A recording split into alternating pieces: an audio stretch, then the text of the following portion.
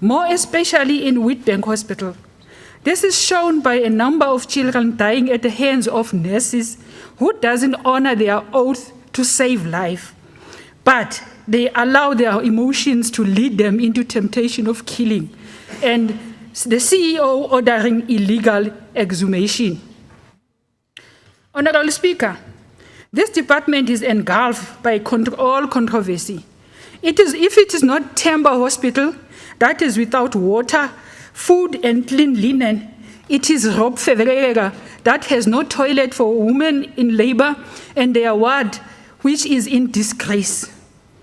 As a matter of urgency, we advise that the department should move with speed and intervene in these matters and engage doctors, nurses, union, including general staff that operate in the health sector, to exert working class power and control over the health system, with a view to improve the quality and quantity of health services.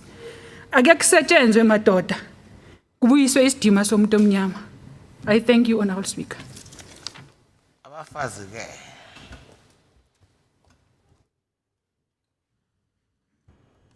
Honourable Manzini. Thank you, Honourable Speaker. The issue of Witbank is something that as a department we are attending to it. And of course, those that are found to be negligent in terms of providing quality services in that hospital were suspended. Investigation is underway.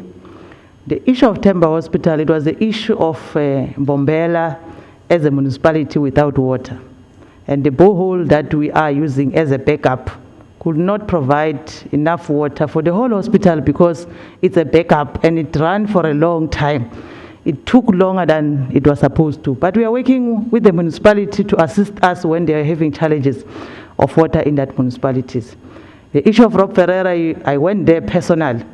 And what was written, it's not true because they were alleging that they have to walk and all the toilets are not working. I even issued a statement in terms of even interacting with the patient there. So before we raise matters, we must also make sure that we bring facts. Thank you very much, Honourable Speaker. Honourable Manzini. Honourable members, can I remind you in terms of our rules? Rule 35. Members may not converse aloud during the proceedings and must maintain and observe the dignity of the legislature. Honourable Grobler.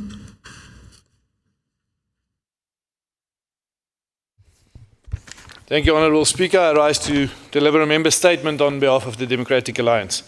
Honourable Speaker, not even a stone's throw from here, right next to this government building and Riverside Mall, there's a planned 3-story office block for Mega.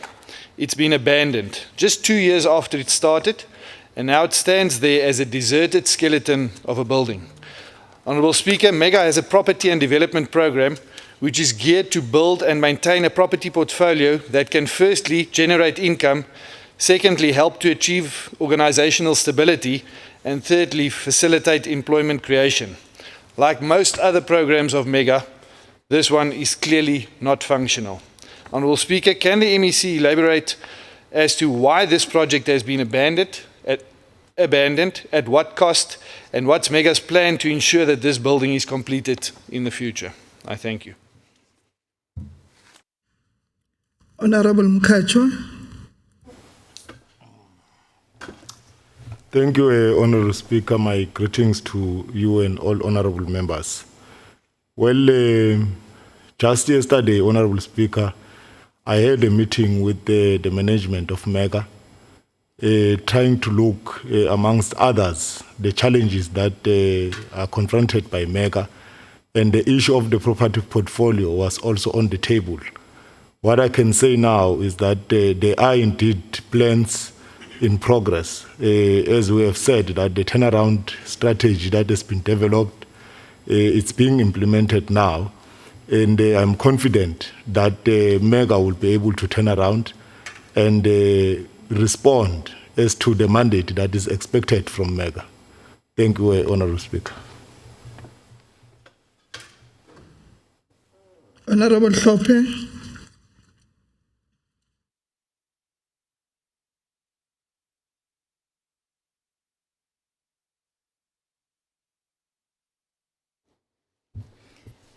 Thank you very much, Honourable Speaker. The ANC would like to commend the Office of the Honourable Premier for the establishment of the Mpumalanga Youth Development Fund. This commitment was made by our Honourable Premier during her State of the Province address.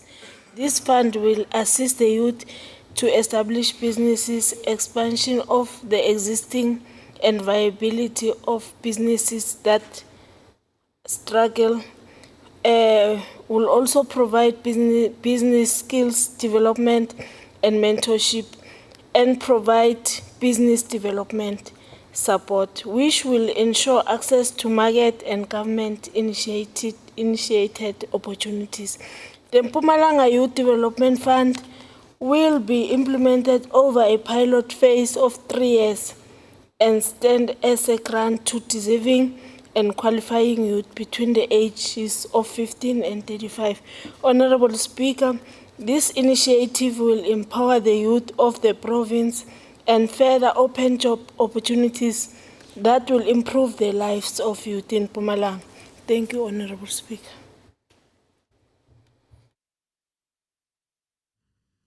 Honourable Shangwe.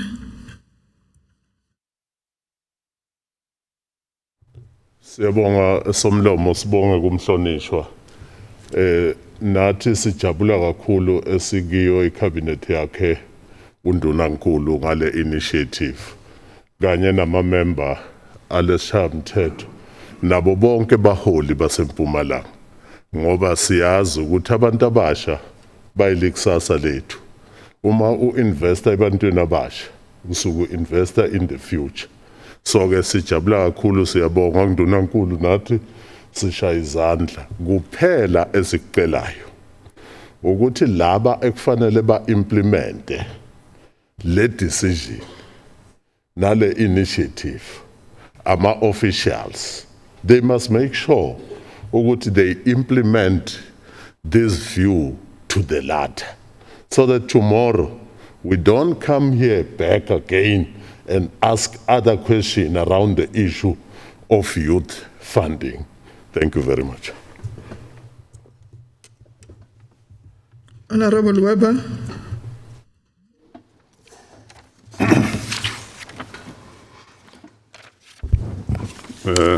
Honourable Speaker, I rise on behalf of the Freedom Front Plus to deliver a member statement and bring to your attention the problem in our province, especially in the Lowveld, of unprecedented and unchallenged crop theft during the harvesting of macadamias, avocados, and citrus.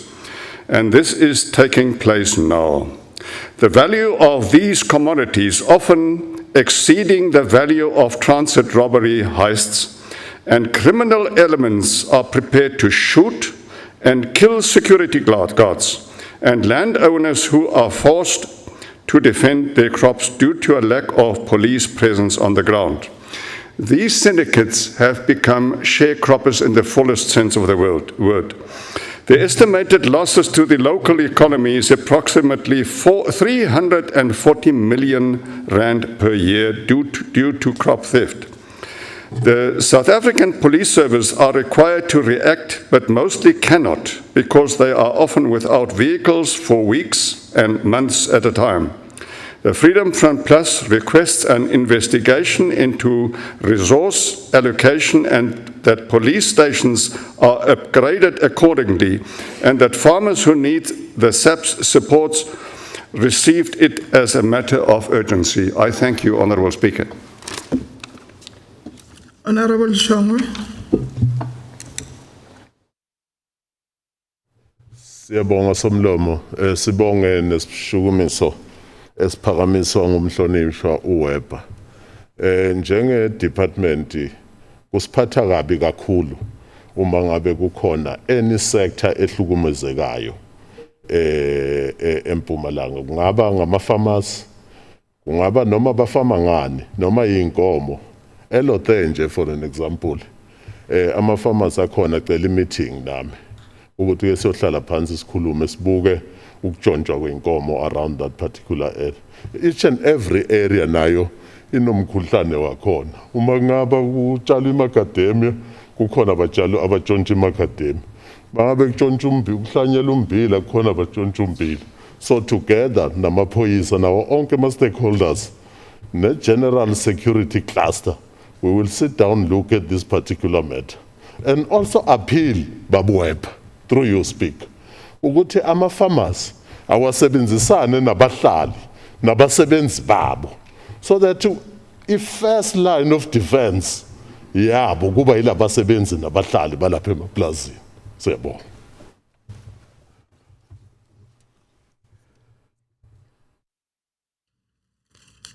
Executive statements. Are there any executive statements? Motions without notice. Are there any motion without notice, Honourable Mlombo?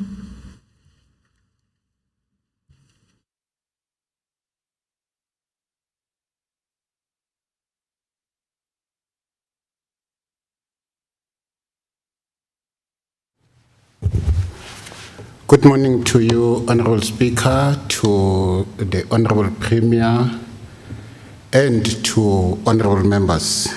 I rise to move a motion without notice. I, Fana Vincent Mlombo, the Chief Whip of the Majority Party, hereby move a motion without notice that the House, number 1, notes that the committee report on the Mpumalanga Third Adjustment Appropriation Bill, Bill 1 of 2021, shall be tabled in today's sitting by the Portfolio Committee on Premier's Office, Finance, Economic Development and Tourism for consideration by this August House. Further note that Rule 192, Sub-Rule 2 of the Rules and Orders of the Legislature provides that the Speaker, I quote, "The Speaker must allow for the committee report to be debated in the Legislature by some members from the relevant Portfolio Committee in accordance with the Speaker's list," close quote. And further note that Rule 194, Sub-Rule 6, which states that, I quote again, "The report of the committee must be circulated to all members at least 2 working days before the debate." I therefore move that the House adopts a resolution in terms of Rule 4, Sub-Rule 1, to suspend the provisions of Rule 192, Sub-Rule 2, and Rule 194, Sub-Rule 6. That the report on the above-mentioned Portfolio Committee not be debated in today's sitting, and also that the time period of 2 working days for the circulation of the committee report not be applicable in the said report. Honourable Speaker, I so move.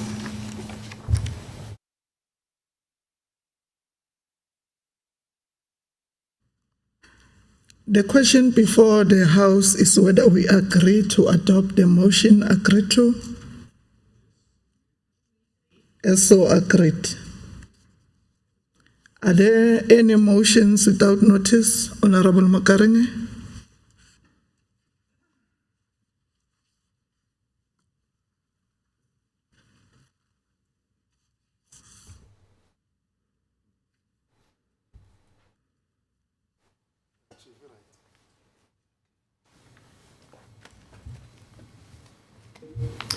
Inkomo Manana Speaker, Honourable Premier and Honourable Members, I greet you all.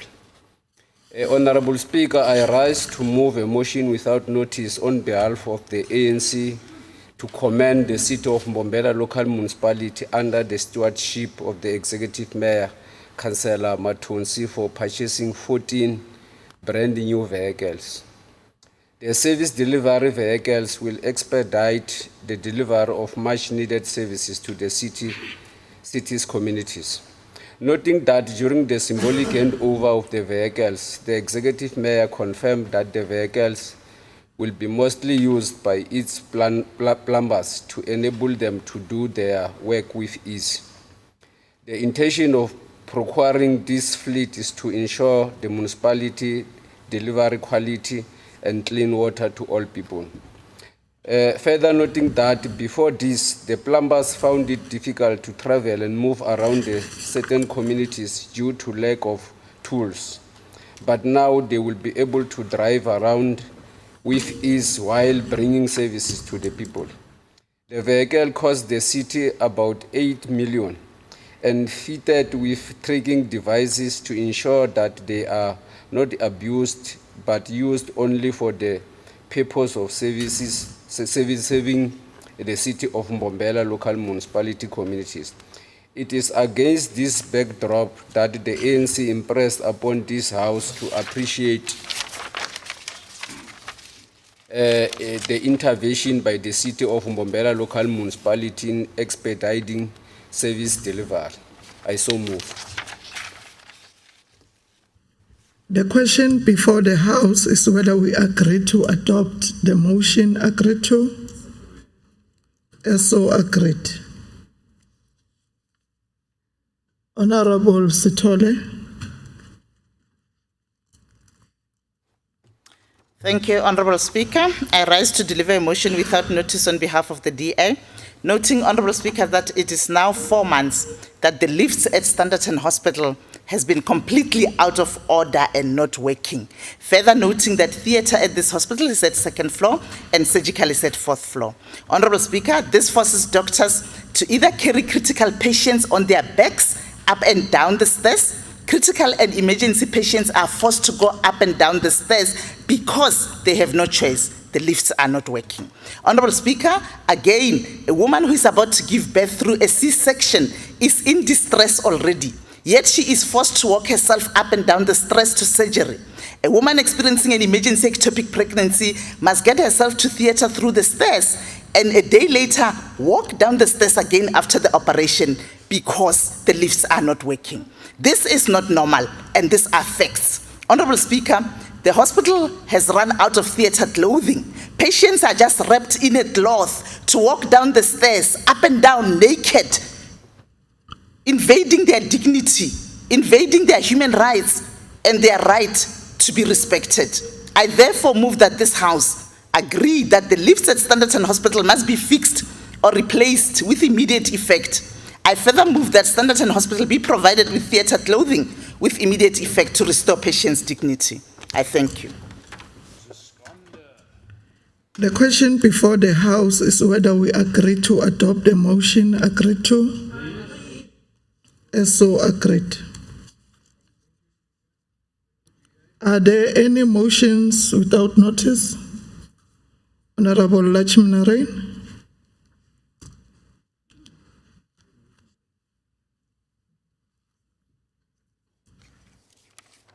Thank you, Honourable Speaker. Greetings to the Honourable Premier and my colleagues. Honourable Speaker, I rise to move a motion without notice for this Honourable House to condemn in totality the barbaric abuse and act of crime against women and children in our province. Noting that a local traditional leader recently assaulted his 30-year-old wife. The traditional leader is accused of physically abusing his wife for years without any help from Masoe police station. According to the woman, the physical and emotional abuse started around 2018, just years after their traditional wedding. Further noting that his actions has angered the House of Traditional Leaders in the province. The chairperson of the House of Traditional Leaders, Nkosi Sandile Ngomane, has condemned the alleged assault of a young wife by her husband, a traditional leader of a local council. Honourable Speaker, I move that this House condemn this act of abuse and further urge our local traditional leaders to lead by example and continue to educate their fellow leaders and communities on the issue of gender-based violence. I so move. The question before the House is whether we agree to adopt the motion agreed to. As so agreed. Are there any motions without notice? Honourable Mashilo.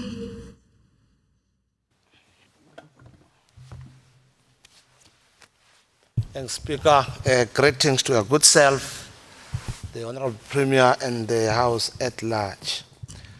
On behalf of the ANC, I move that this House condemned what Josma Ponyane did to Tando Mahlangu, refusing him to enter the mall in Midrand in promoting the Ndebele culture. This culture is imminent in the province. Mahlangu came from this province in Tembisile and therefore was refused entry by the manager of the mall called Josma Ponyane. I move this House must condemn that and indeed support the people that are picketing there today in demonstrations of this barbaric behavior. I so move. The question before the House is whether we agree to adopt the motion agreed to. As so agreed. Notices of motion. Are there notices of motion? Honourable Mlombo.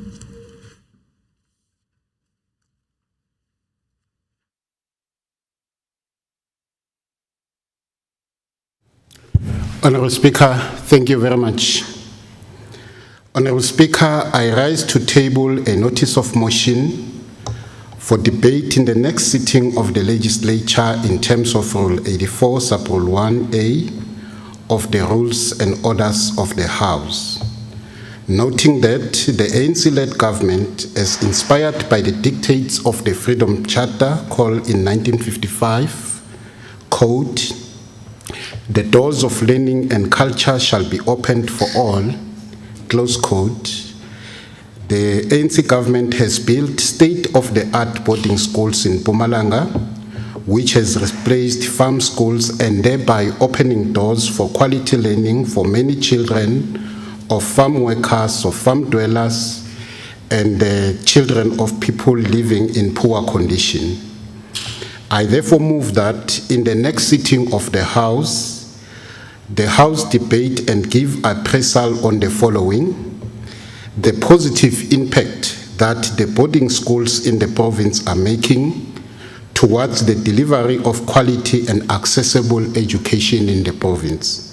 Thank you so much. I so move, Speaker. Thank you.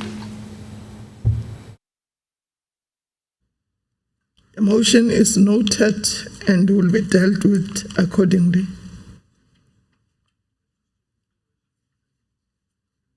Are there notices of motion?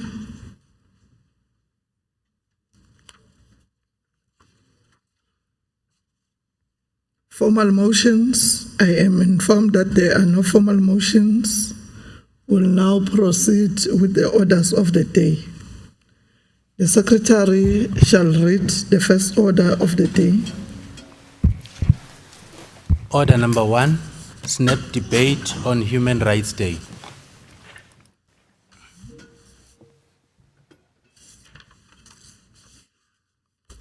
I have a speaker's list in front of me.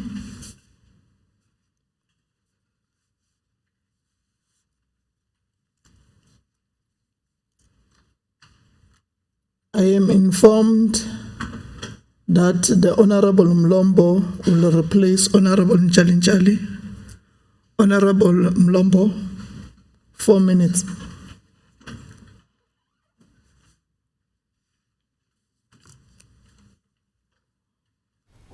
Honourable Speaker, let me again greet the Honourable Premier, the members of the Executive Council, the members of the Provincial Legislature, and our esteemed guests.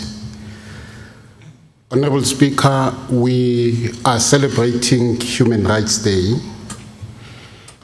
which is commonly known during our struggle era as Sharpeville Day.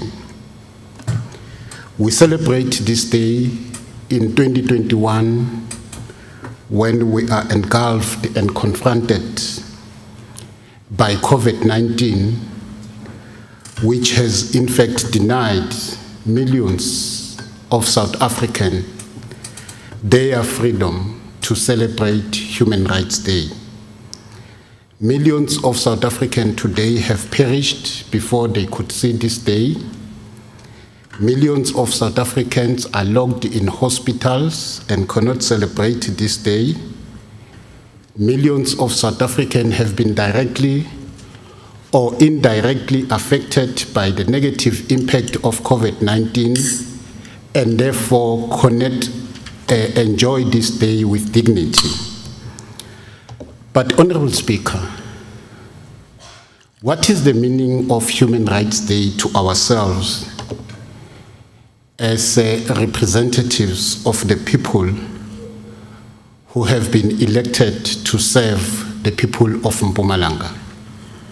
Yes, Honourable Speaker, Human Rights Day to us and the people of Mpumalanga and South Africa should mean that we should strive and work hard to ensure that we restore the dignity of the people. There would be no Human Rights Day unless the people of South Africa are treated in a very dignified manner and they enjoy the dignity that comes with our constitution of this country. Human Rights Day should mean freedom to the people of this country, and freedom to the people of this country can only be realized, Honourable Speaker, when our people are able to access quality service delivery. When our people no longer live in the squatter camp, when our people have access to quality health care, when the African National Congress would have triumphed and celebrate the implementation of the national health insurance, when our people would, their children at school, they would experience and enjoy quality and accessible education. Yes, we want to sort of appreciate the measures that have been taken by the government led by the African National Congress. Because in addressing all the above, which according to me are the main determinants of human rights and freedom, the ANC government has delivered so many houses to our people, millions and millions of people in this country. Today they enjoy shelter above their heads, which they did not enjoy before. So to us, that is the relevant meaning of Human Rights Day. Millions and millions of children and women, and even pregnant women, they enjoy free quality health care in the clinics and hospitals. And that is to us the meaning of freedom of Human Rights Day. Millions, they enjoy, of our children, they enjoy free and quality accessible education, and to us that is the meaning of Human Rights Day. All what we need to do, as I close, Honourable Speaker, is to ensure that in order to ensure that our people enjoy Human Rights Day in totality, we need to ensure that we implement the program to reconstruct and recover our economy, both in the province and nationally in South Africa. Thank you very much. Thank you very much, Honourable Speaker. I will now call upon the Honourable Mkabela. 4 minutes.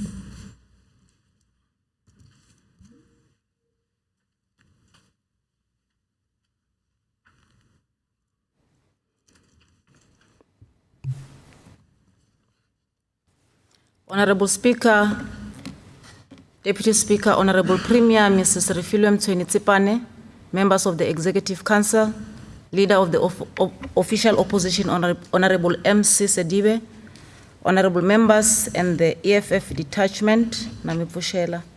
Honourable Speaker, the 21st of March marks the 61st commemoration of the Sharpeville massacre, where black people were protesting against the barbaric past laws by the racist Afrikaner government to restrict the movement of black people in their own land.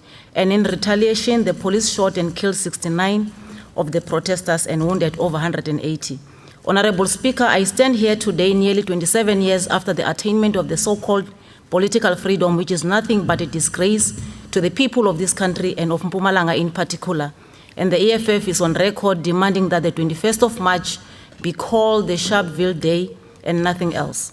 Honourable Speaker, the EFF believes that we must call the public holiday by its rightful name and stop distorting the history of this country, because on this day, black people were killed in Sharpeville by the white apartheid government while demanding for the black people's rights. Honourable Speaker, it is very much regrettably that almost 27 years into democracy, our people in the farm still continue to suffer in the hands of the white racists, and farm dwellers are being killed, evicted, and their graves being exhumed without their knowledge or consent. And the ANC government is doing nothing about it to protect their rights. Honourable Speaker, the EFF and the EFF Student Command will continue to fight for the dignity of the black child, even if it means death or imprisonment. Honourable Speaker, every year an innocent student is killed by our own brothers and sisters who call themselves police sent by the ANC government while demanding for education, which is a basic right enshrined in the Bill of Rights and the Constitution of this country. And in this regard, Honourable Speaker, the ANC government is proving to be the worse than the apartheid government by using excessive force against peaceful protesters. Honourable Speaker, 2 weeks ago, the people of Mashishing under Tabachu municipality, where you are coming from, took to the streets demanding basic service deliveries such as electricity, running water, RDP houses, and the fight against corruption, which have been proven to be one of the most corrupt municipalities in this country. Honourable Speaker, our people were supposed to be enjoying the fruits of the hard-fought freedom by the past generations that fought the brutal regime and attained the political freedom for the people of South Africa.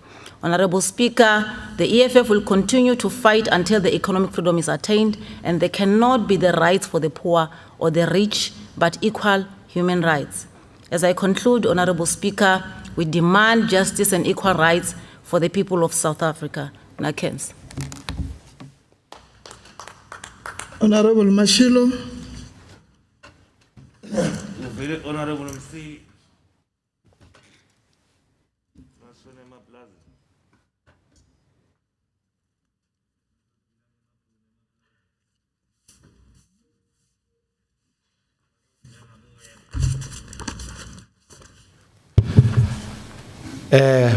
Speaker ra go dumedishe ke dumedishe mo premier province ga mmogo le balekane ba ka kamoka.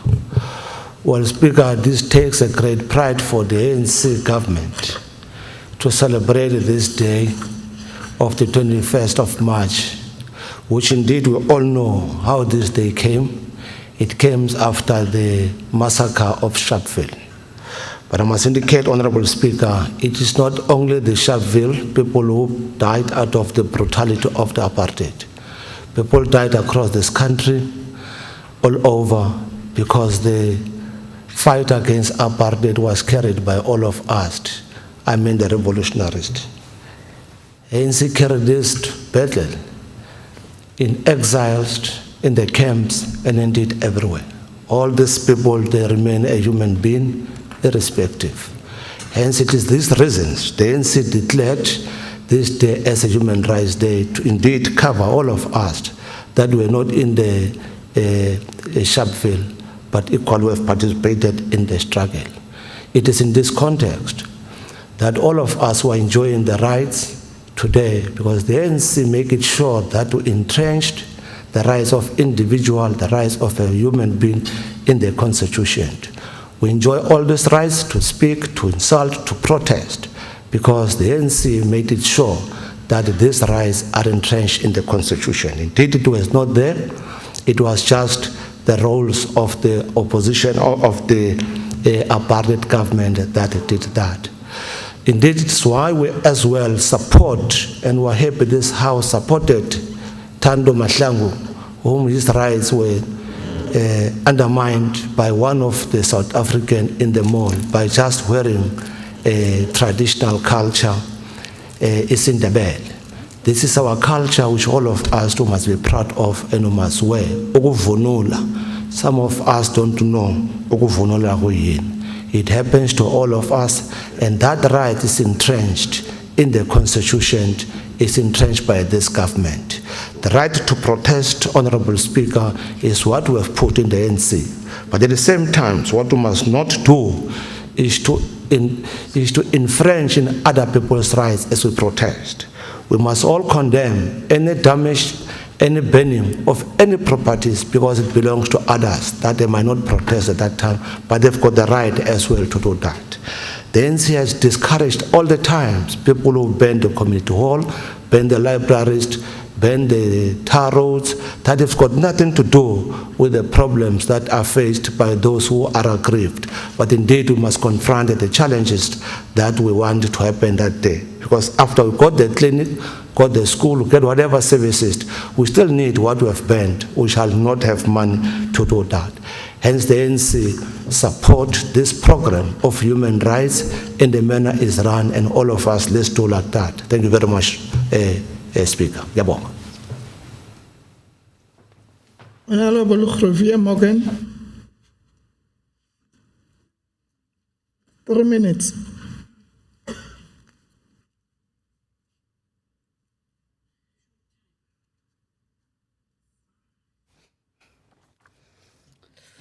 Greetings to the House. Honourable Speaker, when I think of Human Rights Day, I immediately think of Sharpeville massacre and those innocent 69 protesters who were shot and killed by the police under the instruction of the former apartheid government. I think of all the sacrifices which accompanied our struggle to freedom and of the hopes and aspirations of our nation, and specifically of those who sacrificed their lives so that we can live in freedom today. It is extremely sad that despite the great injustice of the Sharpeville massacre, another great injustice occurred under our democratic government, and this is the Marikana massacre.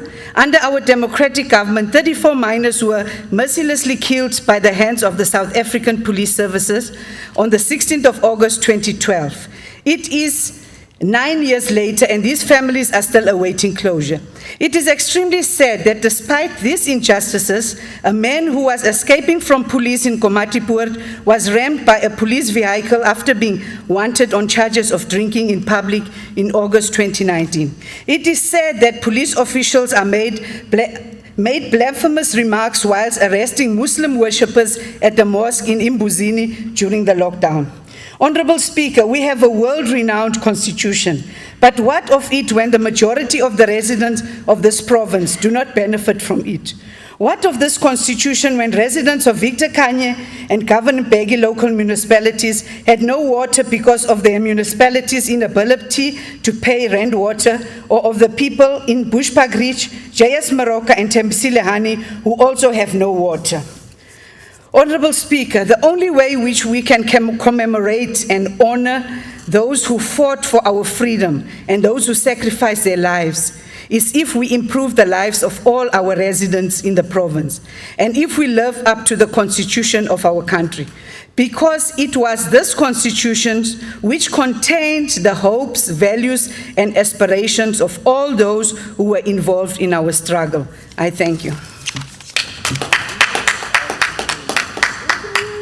Honourable Weber, 1 minute.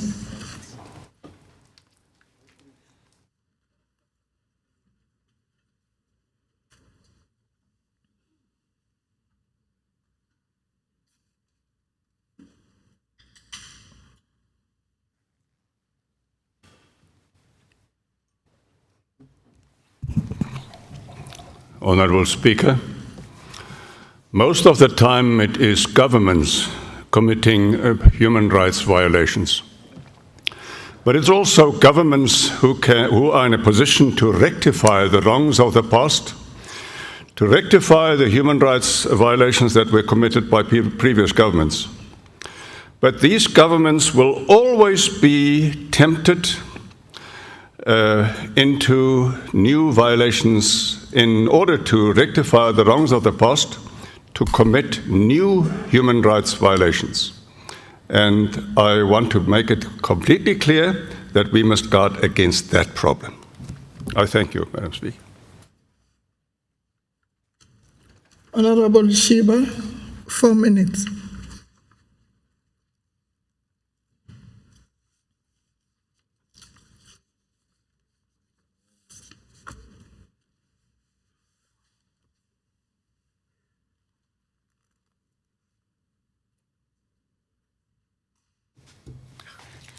Angibonge Somlomo, ngibingelele uNdunankulu, ngibingelele Deputy Speaker, nama members ahloniphekile. Honourable Speaker,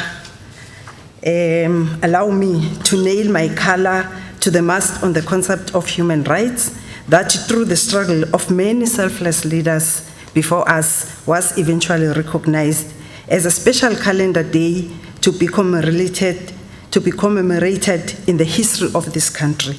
Honourable members, speakers before me have already given the descriptive origin and the concise meaning of the Human Rights Day in the South African context. It is by no coincidence that the Constitution of the Republic of South Africa dedicates the entire chapter focusing on the finer details of human rights. It defines the pain and the suffering endured by those who came before us under the barbaric supremacist apartheid government.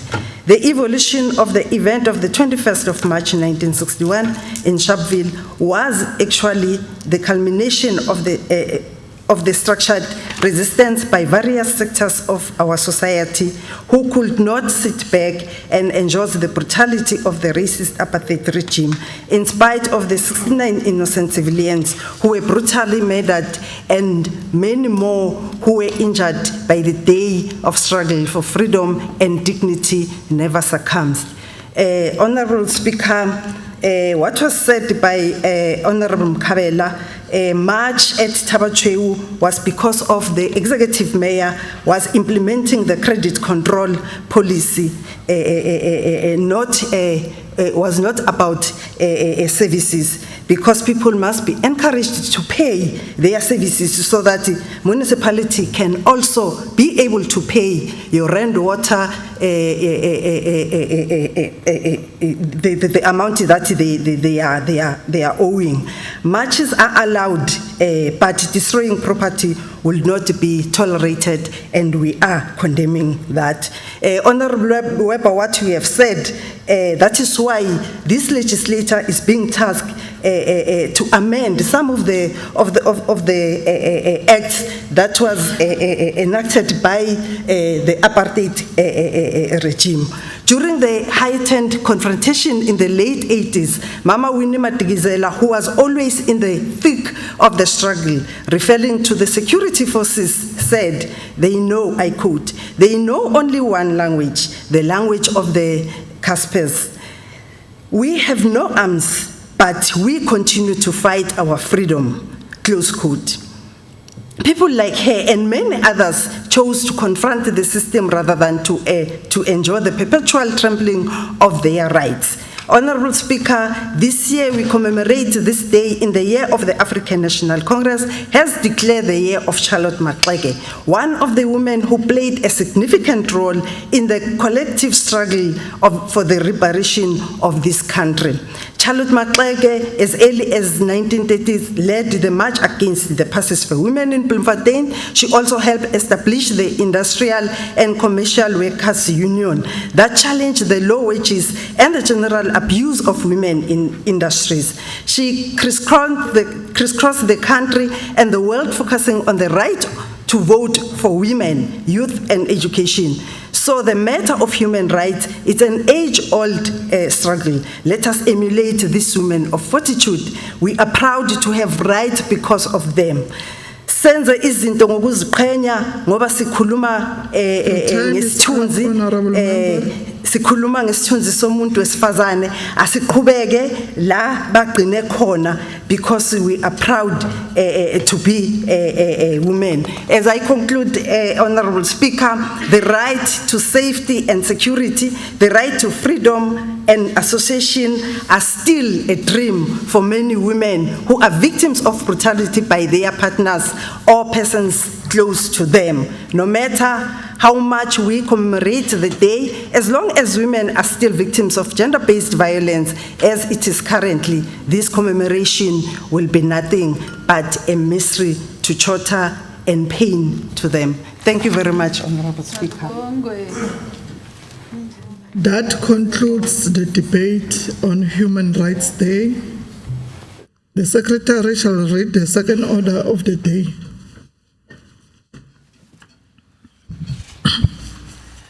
Order number 2, consideration of a report of the Portfolio Committee on Premier's Office, Finance, Economic Development and Tourism on the Mpumalanga Third Adjustments Appropriation Bill, B1 2021. Second reading, Mpumalanga Third Adjustments Appropriation Bill, B1 2021. I now call upon the Honourable Makaringe, the Chairperson of Portfolio Committee on Premier's Office, Finance, Economic Development and Tourism, to table the report on Mpumalanga Third Adjustment Appropriation Bill 2021.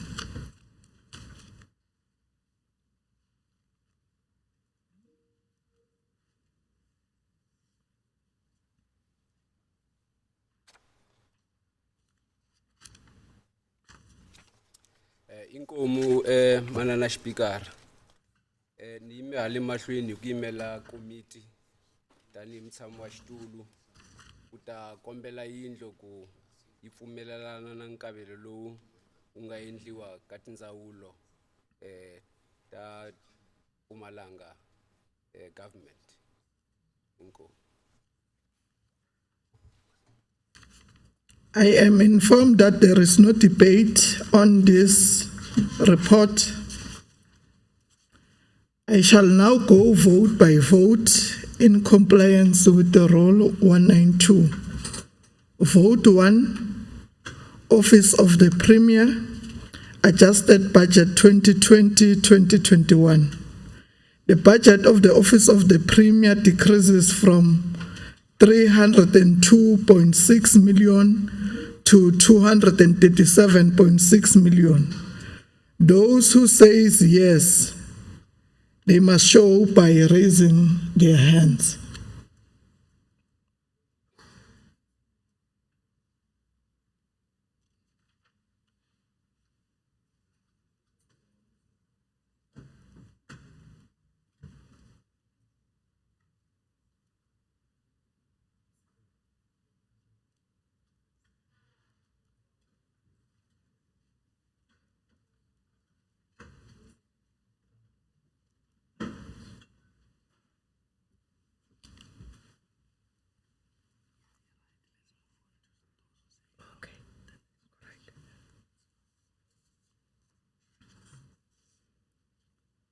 Those who says no,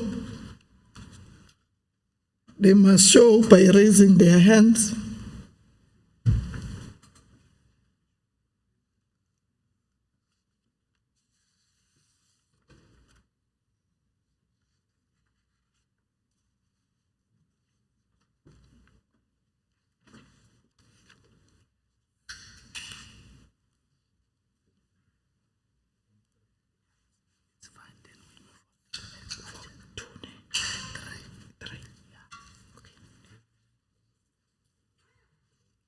We shall now move to vote 3, Provincial Treasury, Adjusted Budget 2020-2021. The budget of Provincial Treasury decreases from 382.3 million to 375.3 million. Those who says yes, they must show by raising their hands.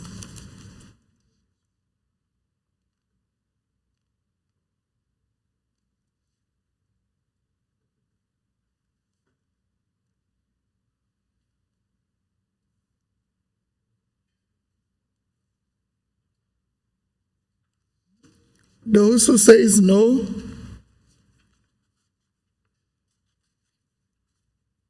we shall now move to vote 4, which is Cooperative Governance and Traditional Affairs, Adjusted Budget 2020-2021. The budget of the Department of Cooperative Governance and Traditional Affairs increases from 512.4 million to 550 million. Those who say yes, they must show by raising their hands.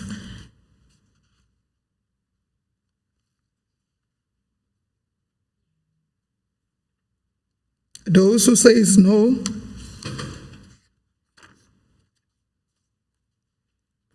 we'll move to the next vote. Vote 5, Agriculture, Rural Development, Land and Environmental Affairs, Adjusted Budget 2020-2021. The budget of the Department of Agriculture, Rural Development, Land and Environmental Affairs decreases from 1.152 billion to 1.132 billion. Those who say yes, they must show by raising their hands.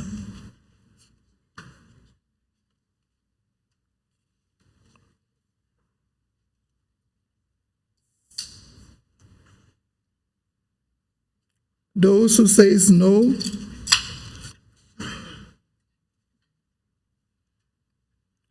vote 6, Economic Development and Tourism, Adjusted Budget 2020-2021. The budget of the Department of Economic Development and Tourism decreases from 1.108 billion to 1.82 billion. Those who say yes, they must show by raising their hands.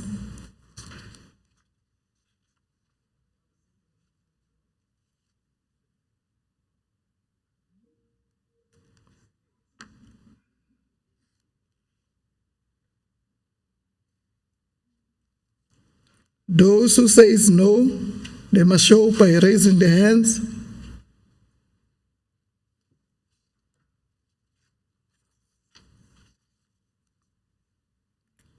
Vote 7, Education, Adjusted Budget 2020-2021. The budget of the Department of Education budget decreases by 50 million to 50 billion to 22.202 billion. Those who say yes, they must show by raising their hands.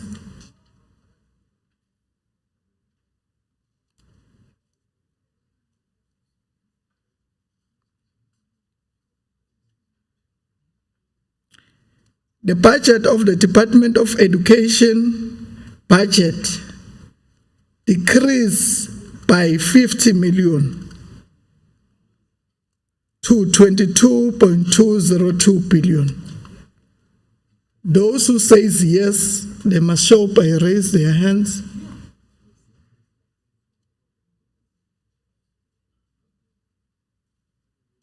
Those who say no, they must show by raise their hands.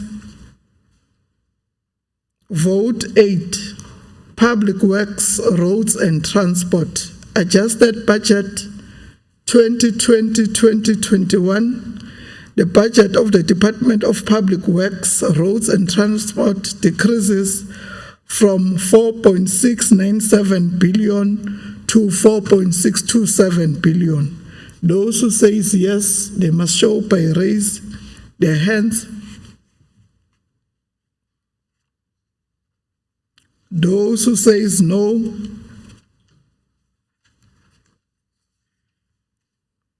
vote 9, Community Safety, Security and Liaison, Adjusted Budget 2020-2021. The budget of the Department of Community Safety, Security and Liaison decreases from 1.430 billion to 1.422 billion. Those who say yes, they must show by raising their hands.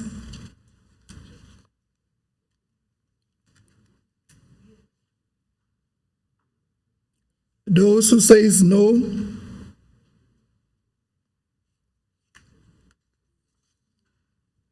vote 10, Health, Adjusted Budget 2020-2021.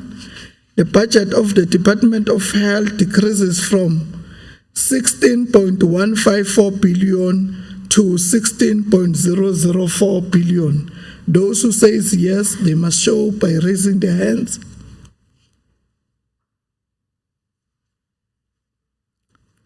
Those who say no,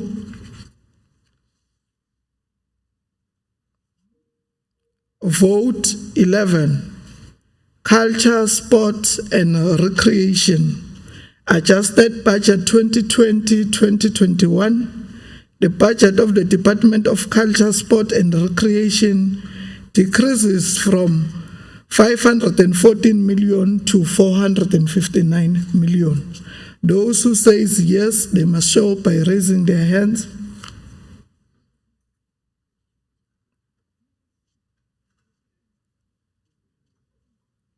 Those who say no, vote 12. Social Development. Adjusted budget 2020-2021. The budget of the Department of Social Development decreases from 1.762 billion to 1.757 billion. Those who say yes, they must show by raising their hands.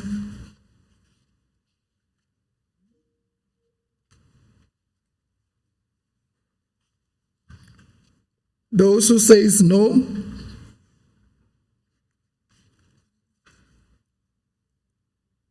vote 13. Human Settlements. Adjusted budget 2020-2021. The budget of the Department of Human Settlements increases from 1.540 billion to 1.558 billion. Those who say yes, they must show by raising their hands.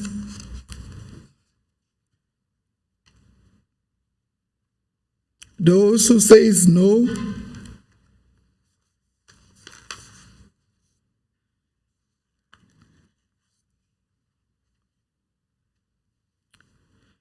that the House approve this 2020-2021 adjusted budget from 52.183 billion to 51.782 billion and further adopts the Mpumalanga Third Adjustment Appropriation Bill 2021 B1 of 2021.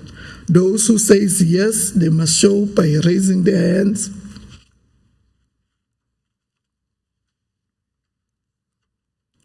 Those who say no,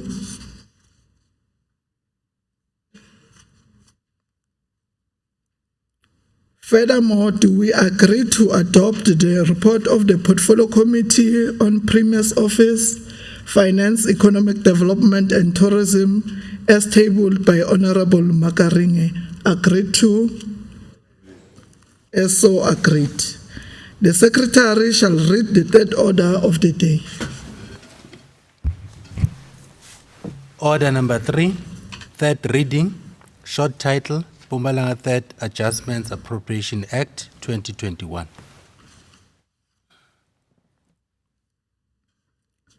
The Secretary shall read the fourth order of the day.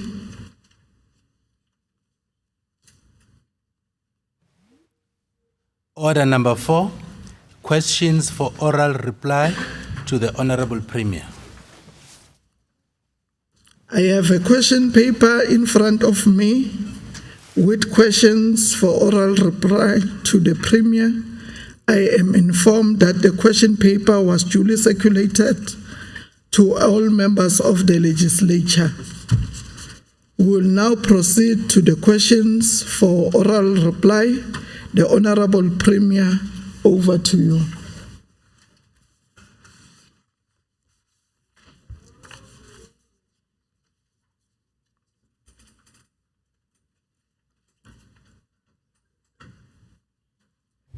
Thank you very much, Honourable Speaker. My greetings to the members of the Executive, the Deputy Speaker, the Chief Whip of the ruling party, and all members of the legislature.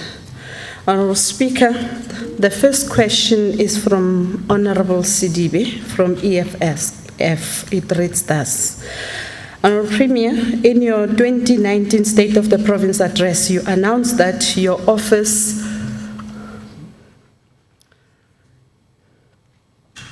Honourable Grobler, Honourable Premier, you may be seated. Honourable Speaker, sorry, just on a point of order, I just want to, because the member is not in the House, is there a letter for his apology or is somebody standing in for his question? Because the Premier can't answer a question for a member if he's not here. Thank you, Speaker.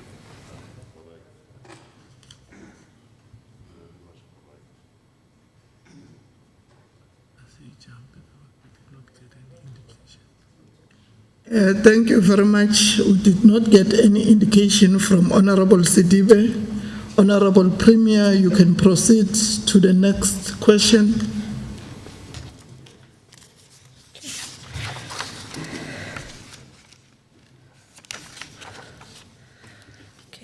Thank you, Sorry, Honourable Speaker. Speaker. Premier, you may be seated. Honourable Nyembe. I was just wanted to explain that he's outside.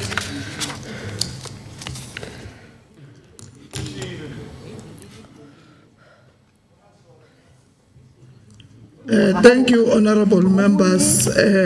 You must inform us because this thing of moving up and down during the sitting, we must minimize that moving up and down. Honourable Shongwe, Honourable Premier. No, thank you very much, Honourable Speaker. I then suppose that I must revert back to the first question. The question is from Honourable MC Sidibe, which reads thus: Honourable Premier, in your 2019 State of the Province address, you announced that your office will launch the Youth Development Fund and 250 million will be set aside to be spent over the period of 5 years. Again, in your 2020 State of the Province address, you confirmed that you have raised 10 million towards the fund. How much were you able to raise and secure for the program to date, and where does the funds come from? In the 2020-2021 financial year, the Office of the Premier was allocated a total amount of 50 million by the Provincial Treasury for the implementation of the Mpumalanga Youth Fund. And again, Honourable Speaker, in this current financial year, we have received 40 million, which brings us to a total of 90 million. How many youth initiatives have been supported in the nature of their business? The process of evaluation or shortlisting applications for financial and non-financial support is still underway. We have had the pleas of numerous youth-owned SMMEs across the province and extended the date for application until the 8th of April 2021. Our intention is to fund as many deserving enterprises as possible in order to achieve the dual goals of empowering our young people while simultaneously calibrating economic activity within the province. What criteria did you use to appoint the suitable candidates and your selection process from beginning to the end? The MYDF has adopted a transparent and holistic approach that sought to assess the administrative compliance, socio-economic standing of applicants, and the business viability. Have you used any service provider to facilitate the selection process, and if yes, when was the contract awarded and signed? No service provider has been or is being used for the selection. The selection is being undertaken by the internal committees established by the Office of the Premier. Thank you very much. Honourable Sidibe, do you have any follow-up question?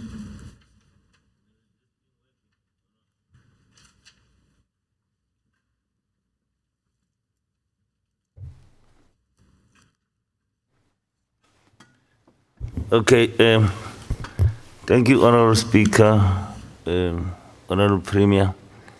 I think I'm covered because most of the other questions were covered during the debate, where we raised similar questions.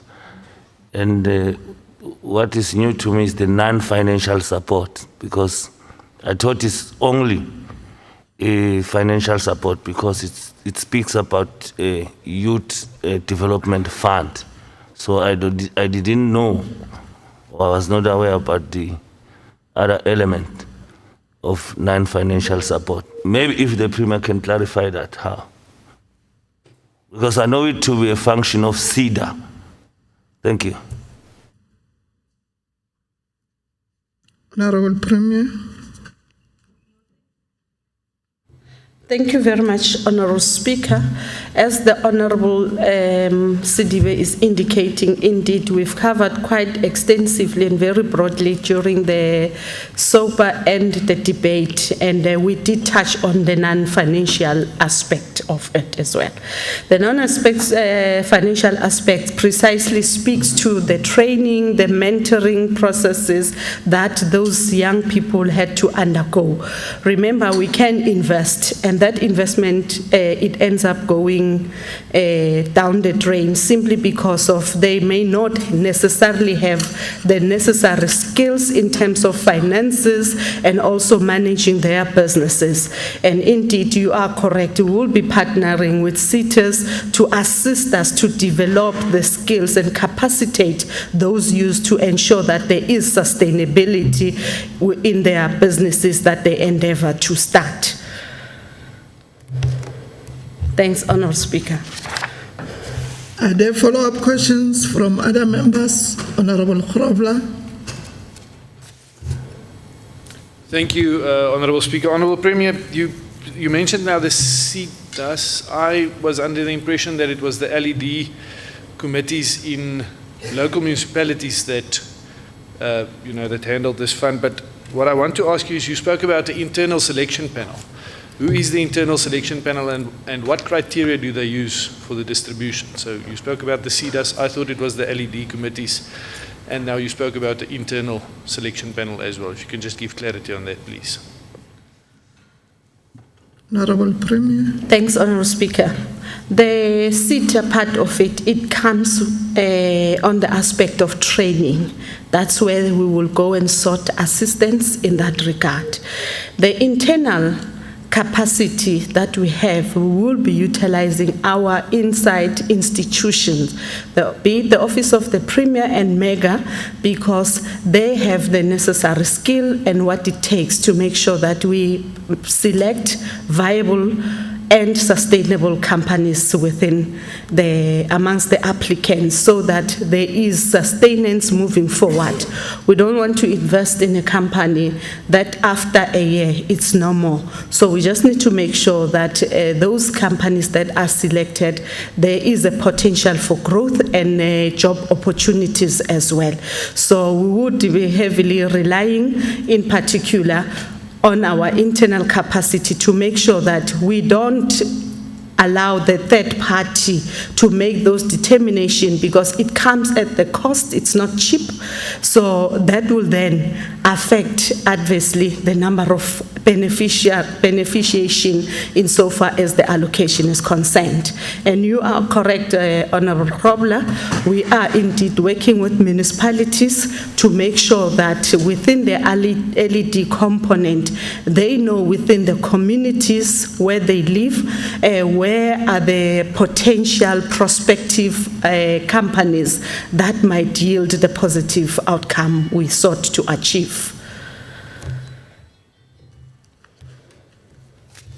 Are there follow-up questions from other members?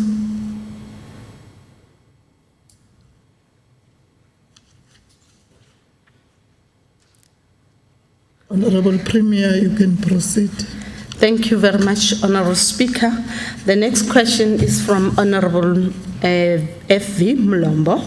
It reads thus: Mpumalanga, especially the eastern part, experienced major floods due to tropical storm Eloise. As a result, A number of infrastructures, especially streets, access roads, and rural and urban roads, have been severely damaged, and there were reported cases of people being swept away. What are the estimated costs of the damage?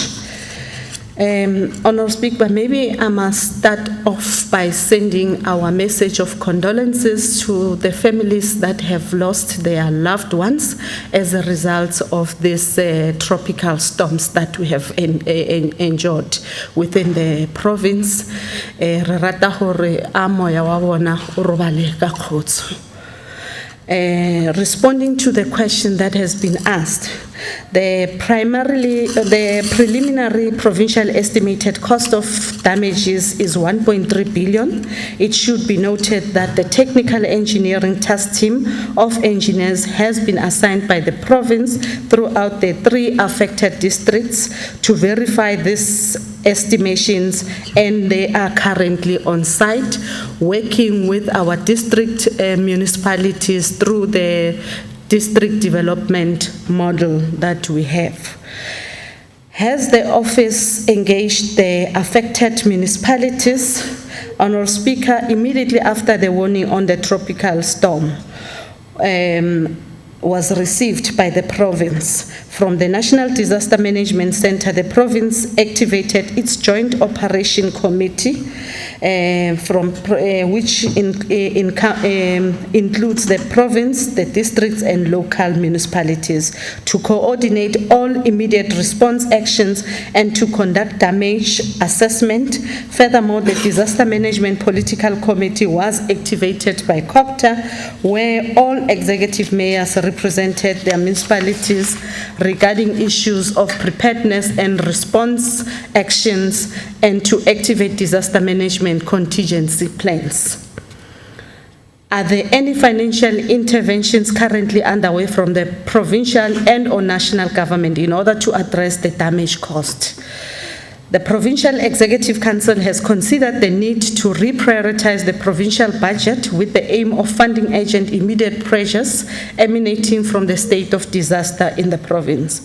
We have assigned COCTA to ensure that all disaster relief material urgently required are distributed to all municipalities as part of the steps to mitigate the extent of the disaster. Relief materials such as tarpaulins used to cover blown off roofs, sponges, mattresses, gel stoves, water purification sachets, and the likes have already been distributed and still continues on need basis. COCTA will have to replenish stock levels as materials get distributed to the destitute families. Other departments like Human Settlement and Public Works, Roads and Transport are collaborating with COCTA and all our municipalities to ensure houses are repaired or reconstructed when necessary, and that alternative bypass roads are arranged. Roads cleared from blockages of fallen rocks and proper warning signs put up for motorists, and that all safety measures are mobilized for the flow of traffic. Since municipalities cannot cope with the situation, what interventions does government have, especially the fixing of inaccessible streets?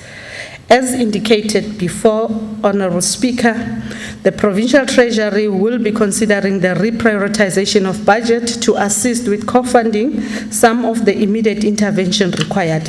It should be indicated that the Department of Public Works, Roads and Transport has been instrumental in assisting municipalities regarding opening of access roads, removal of fallen rocks and trees in most distributors or higher order roads across the 3 districts of the province. The province has also submitted a detailed report on the National Disaster Management Centre requesting assistance with any additional remaining funds towards the shortfall.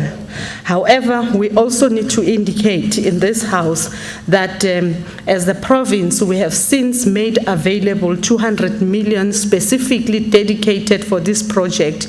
We looked at how we are going to disperse it. We'll look at the critical provincial areas, like your provincial roads, which we will be prioritizing. The bridge in Gwanyamazana is non-negotiable. It's a matter that we've already started working in making sure that we offload the traffic on the N4. So the money is already available, and accordingly, there is work that is underway in that regard. Those are amongst the other few, Honourable Speaker, but also to indicate that we've since had bilaterals with correctional services to make sure that we don't spend much on especially in our hospitals, our schools that were blown off. We are going to utilize the inmate. We will procure material. They will then fix those roofs, whatever damages which seem to be minor, in making sure that we spend again in that, we save in that regard as well. Thanks, Honourable Speaker. Honourable Mlombo, do you have any follow-up question?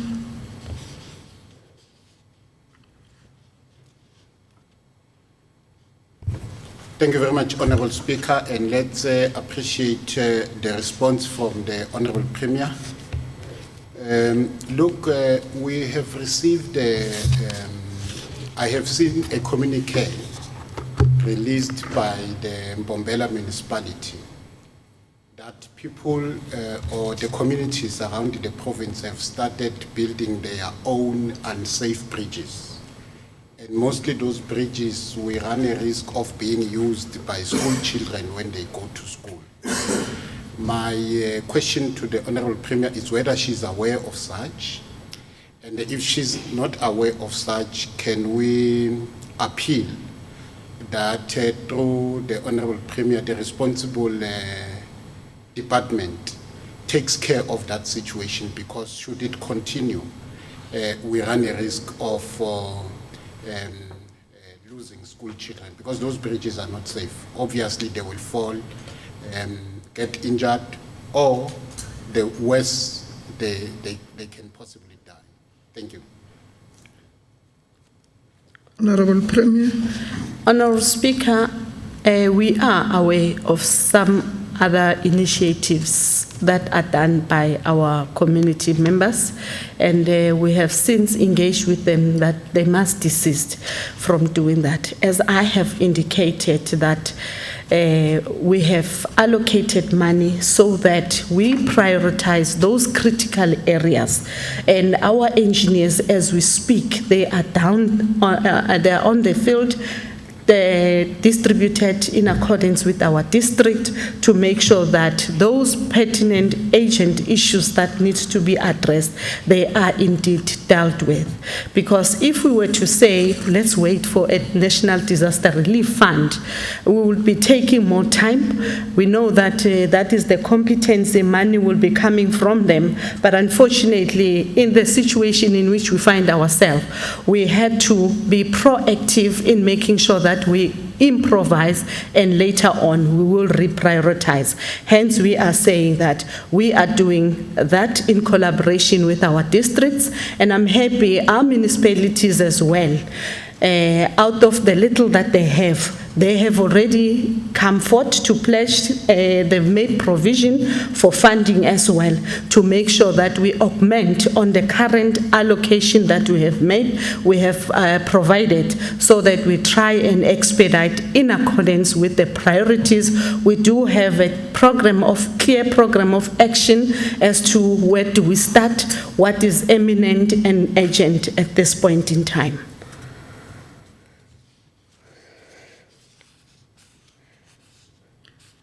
Are there follow-up questions from other members? Honourable Honourable. Thank you, Honourable Speaker. Honourable Premier, you mentioned that you're using inmates to save costs, and this question is on infrastructure. Whether it's inmates or other people working there, other construction workers, are you confident that the infrastructure is not damaged to such an extent that it's dangerous for people to work there? Honourable Premier.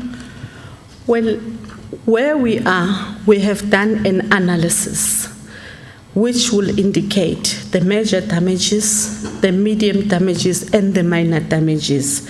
And we do have engineers to oversee the work that will be done by the inmates, so that we make sure that at the moment they hand over those institutions, they are safe and secure and are habitable for usage as well.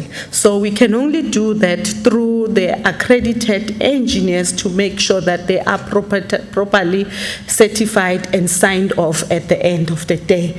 But our priority list, how we've planned it, is to say that we need to categorize which of those things that needs a specialist expertise so that we can execute that particular task. So that might not, it can't be anyone doing that.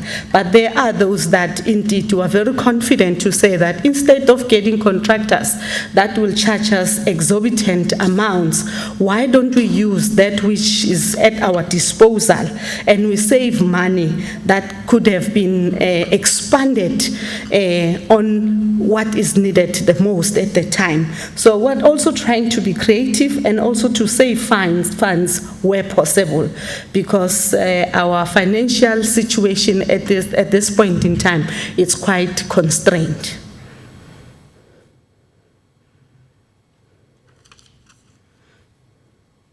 Because of time, we'll move to the next question. I am informed that Honourable Mlombo will stand on behalf of Honourable Lubisi. Honourable Premier. Thanks, Honourable Speaker. The next question is from Honourable B.M. Lubisi from the African National Congress. It reads thus: the global climate change compliant requirement has a dire impact in our province in terms of the coal mining conglomerates who some has closed or sold their assets in Mpumalanga. The question reads thus: is the Premier aware of the situation which could affect our provincial economic growth? In response, Honourable Speaker, yes, we are aware. The province is committed to addressing the global crisis by developing and implementing climate change strategies, such as the Climate Change Adaptation and Mitigation Strategy, as well as the Mpumalanga Green Economy Plan, which serve as our intervention to ensure that industries operating within the province lower their overall carbon emission. What are the new climate change compliant regulations which the country has agreed to, which might lead to this situation?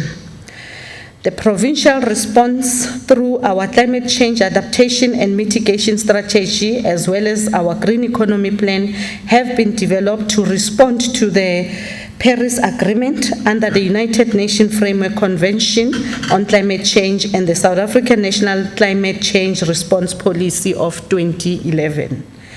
What is the provincial government strategy to ensure no job losses and economic growth of province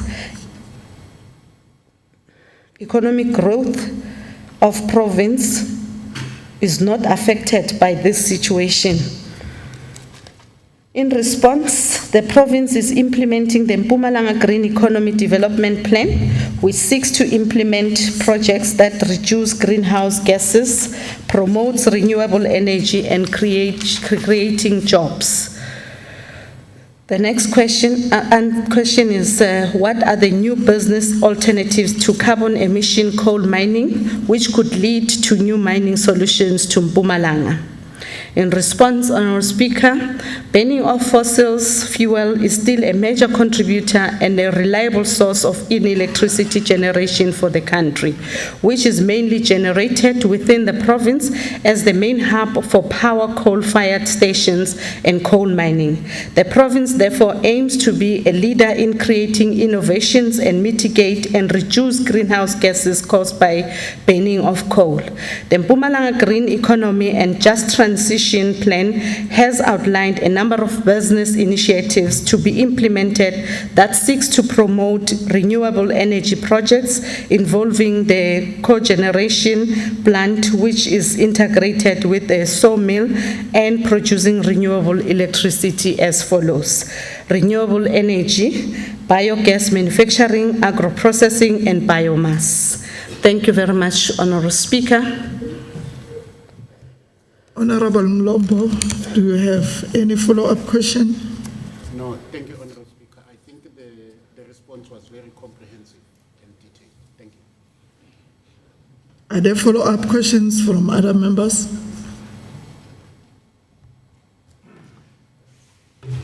Honourable Premier, you can proceed to the next question. The next question, Honourable Speaker, is from Honourable Jane Sithole from the DA. Honourable Premier, on the 19th of August 2020, you mentioned that there will be an investigation into alleged misappropriation of COVID-19 related funds by government departments and parastatals. Given the above, will the Premier answer the following questions? Honourable Premier, is the COVID-19 corruption investigation that you instituted on the 19th of August completed or not? If yes, where is the report? If not, why is it not completed given that you mentioned a time frame of 2 weeks? Honourable Speaker, in response, the preliminary report has been completed and has been referred to the SIU for further investigation and prosecution if necessary. What are the findings of this investigation? Were there government departments or entities which were held accountable for misappropriation of COVID-19 funds? Honourable Speaker, I think the response that I want to give, it has been overtaken by events. However, maybe I must just respond on the current development. I want to confirm to the House that I've received the report last night from SIU precisely on the issues that have been raised by Honourable Jane Sithole, a report that I will be studying immediately after this. I've already browsed through the reports. There are instances where there are recommendations of officials that steps needs to be taken, and accordingly we will indicate to each and every department that is affected to effect the report as recommended. And also on the same vein, there are instances whereby we are being instructed to retract some of the funds from some of the contractors, and accordingly we need to come up with a clear, stringent plan as to how are we going to get back those funds from the service providers.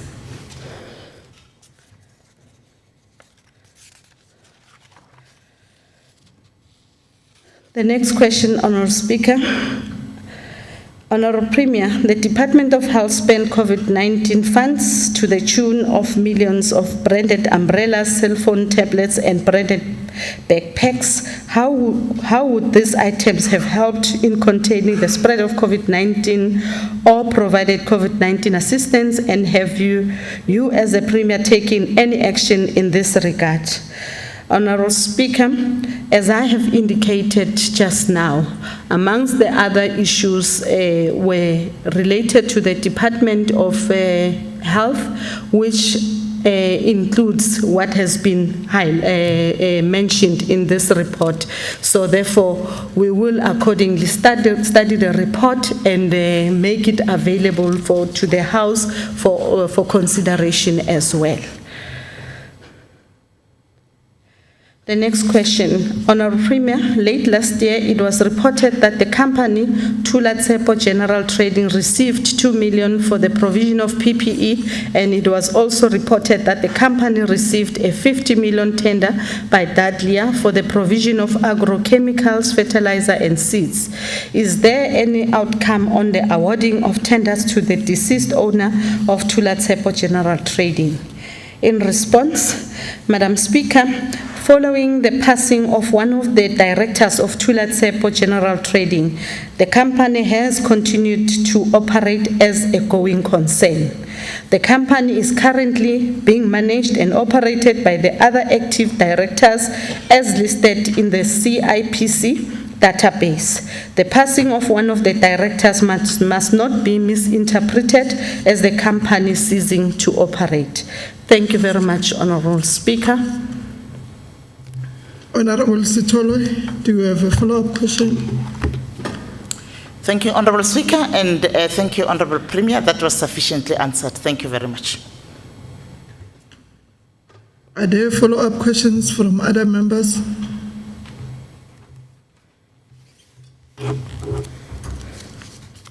Honourable Premier, you can proceed. Thank you very much, Madam Speaker.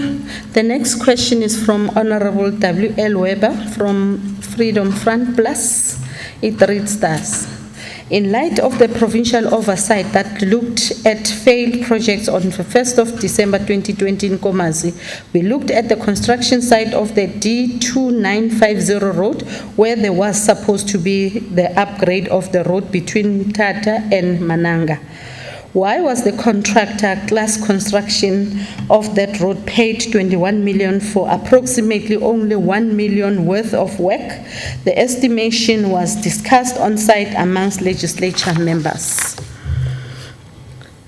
In response, Honourable Speaker, the project for the rehabilitation of Road D2950 between Tata through Mananga in the Nkomazi local municipality, which is about 13 kilometers, was awarded to Class Civils after the competitive open tender process for an amount of 174.5 million, inclusive of contingencies and VAT.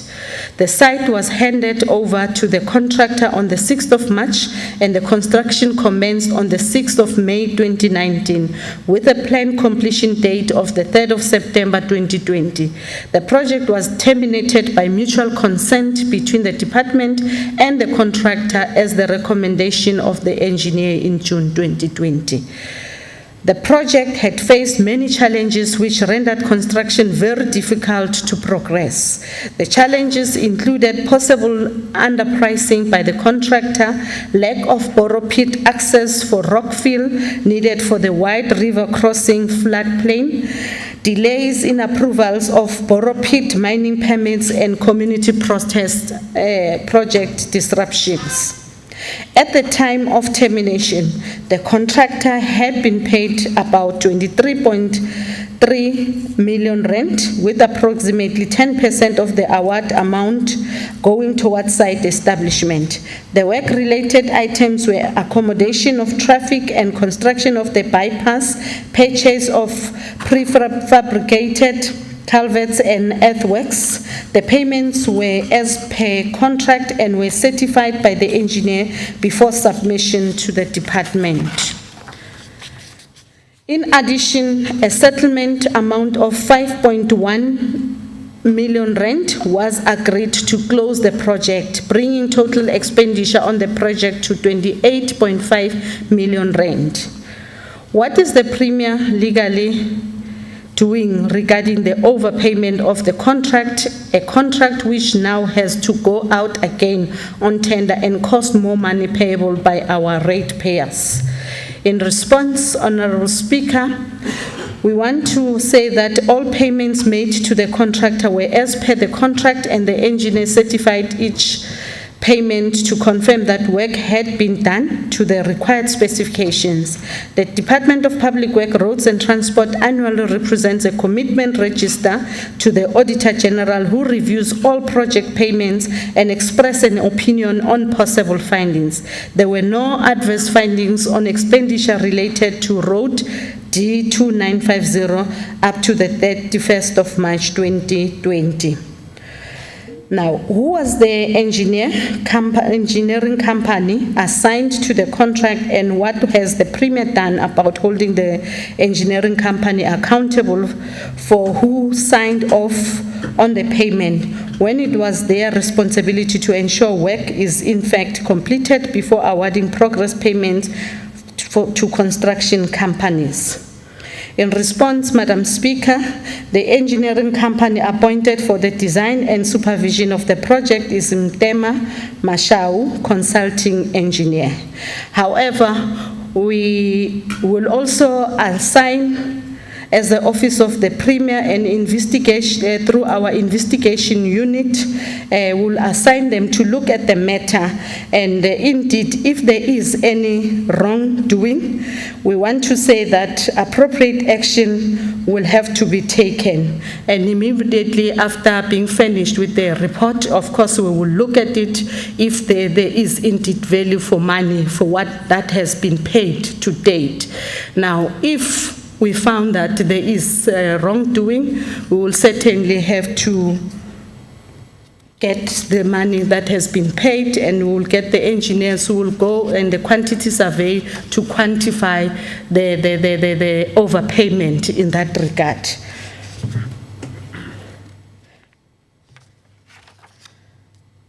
Next question, does the Premier think that a new way of fighting project corruption under these circumstances is to ensure that engineering companies implicated in similar situations be persuaded and prohibited from undertaking projects entirely?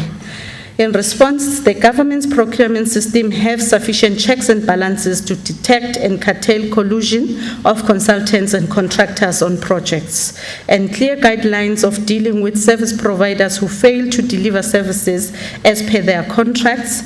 In addition, government may also report any company or individual professional to the Association of Consulting Engineers and the Engineering Council respectively, who will investigate and, if found guilty, blacklist the firms and individuals who do not uphold the ethical standards of the engineering profession. Thank you very much, Honourable Speaker. Honourable Weber, do you have any follow-up question? Thank you very much, Honourable Speaker. And I want to thank the Premier for the response, which is really heartening. But I have a question here. Looking at this in a practical way, there were problems which we appreciate. And these problems apparently have been solved since.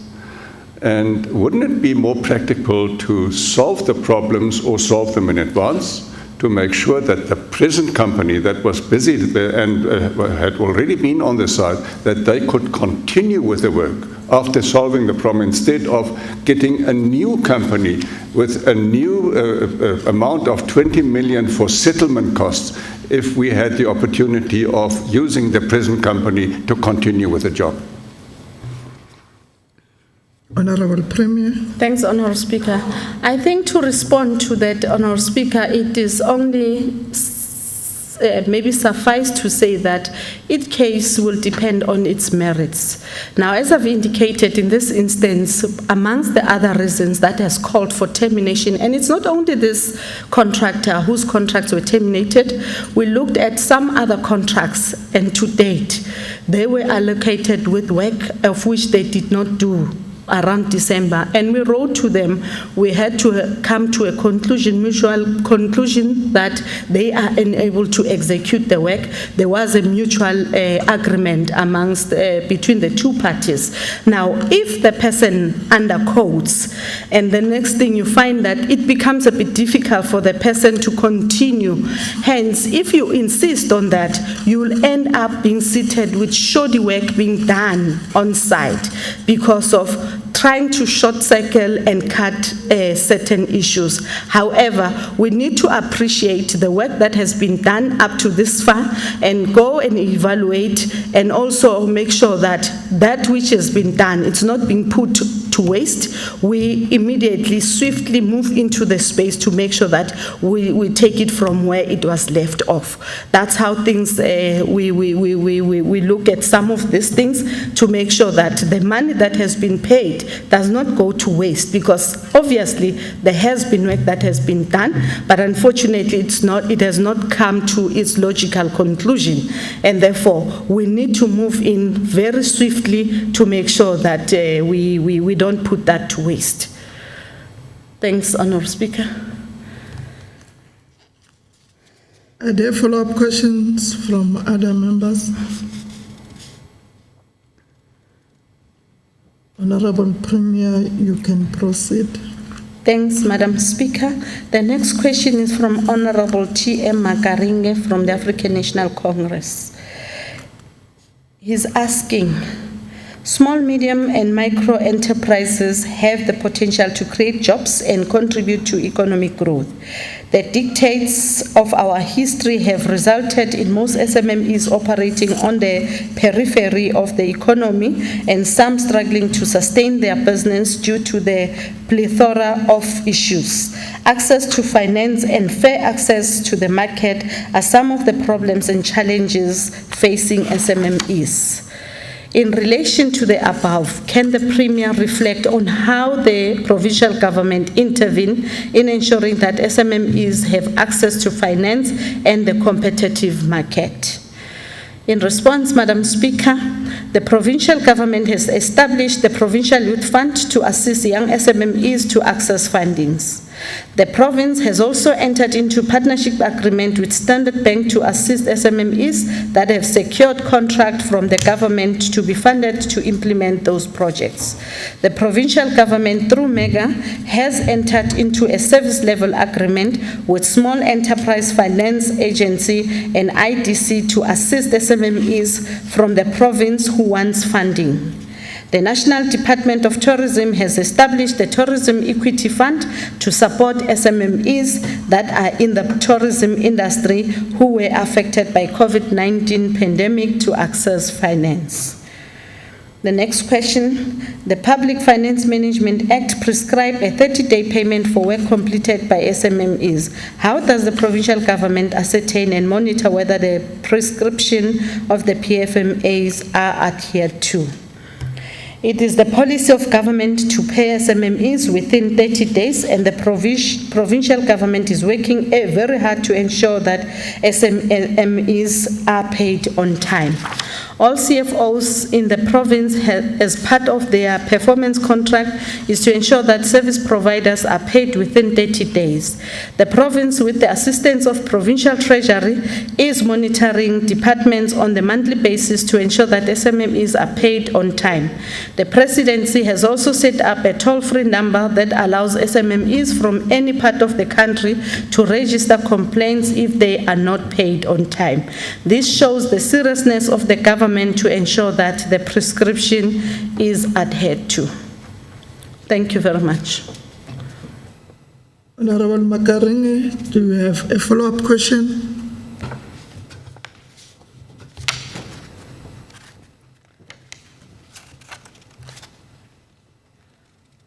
No, thank you, Honourable Speaker.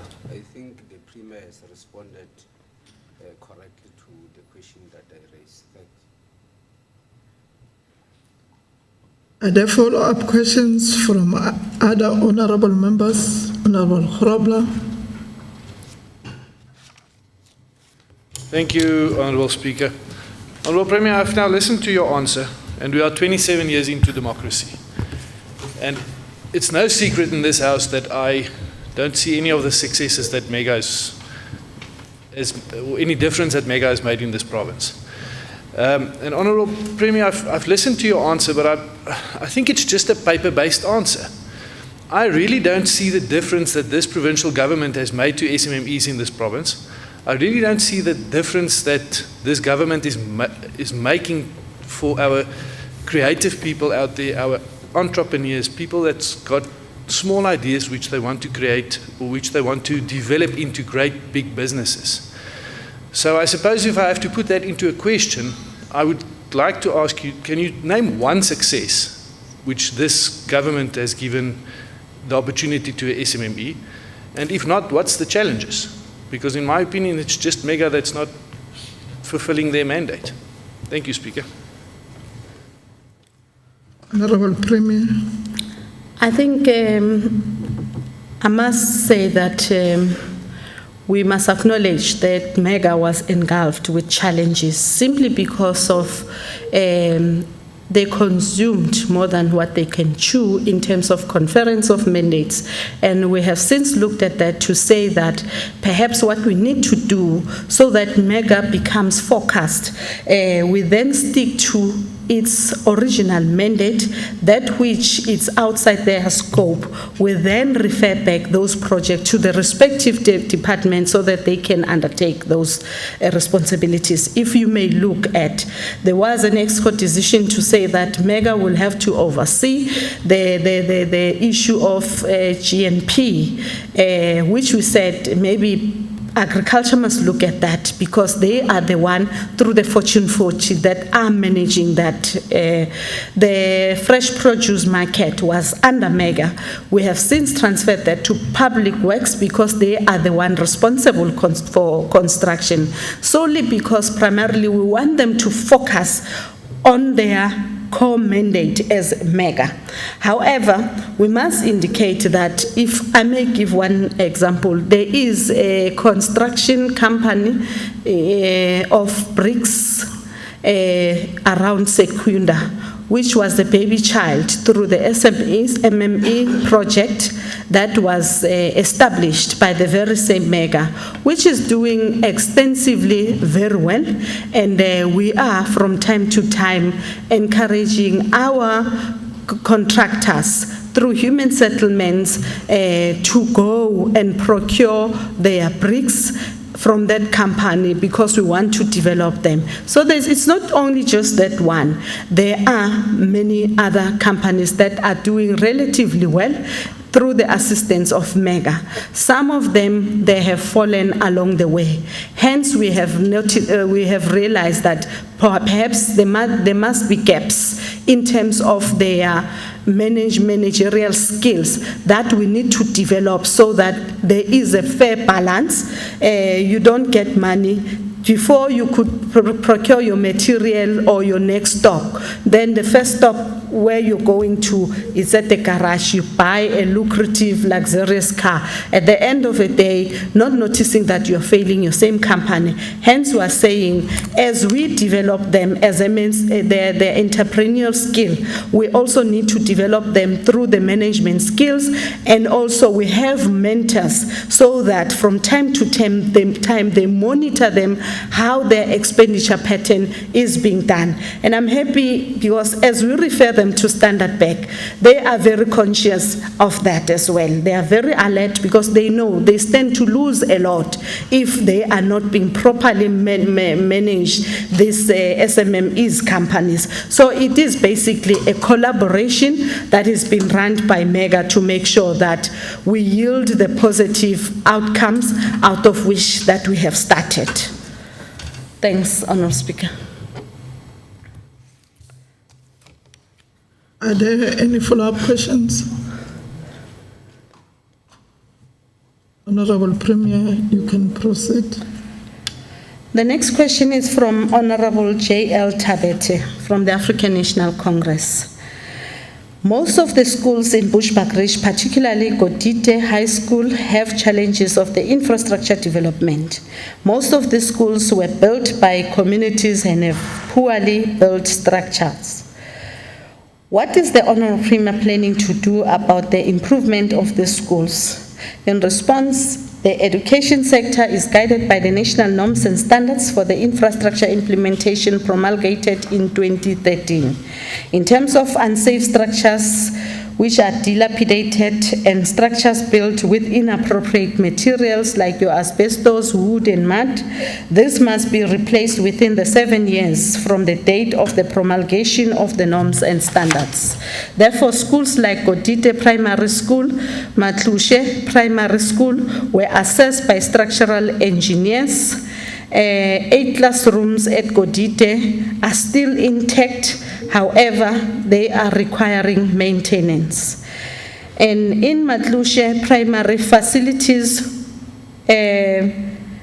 has structural defects which poses threats to the learners. So in the interim, what we have done, we have provided them with the mobile classroom so that education can continue whilst we are still awaiting for the permanent bricks and mortar. The provincial program in this regard is as follows. The schools that require replacements have been assessed and planning and design has been completed. Construction was delayed due to the pandemic. The construction program is thus earmarked to commence in the 2020-2021 financial year and is planned to be completed by 2025-26. In the interim, the department provides mobile classrooms where it is found that the infrastructure is no longer safe and fit for purpose. What may be their commitments to the people of Bushbuckridge about interventions that will respond to the old infrastructure problem? In response, the province commits to implement the interventions premised upon the provincial plan for substitution of unsafe structures in the 2021-22 financial year, focusing on Godite Secondary School, Kayaza Secondary School, Shanke Secondary School, and Pulani Secondary School. Can the Honourable Premier make a commitment about the financial year on which her office is going to resolve these challenges? Schools will be addressed in line with the provincial plan and also in the order of priority based on the above stated circumstances, which will be implemented in the current MTSF 2019-2024.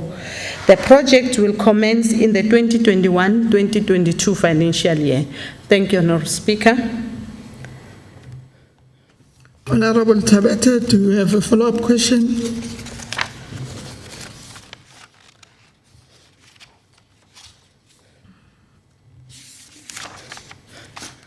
Thank you, Honourable Speaker, and thank you for your responses, Honourable Premier. Safe to say, on the very same school at Godide, it's not only the issue of class, even the issue of security. There's no fence on that school.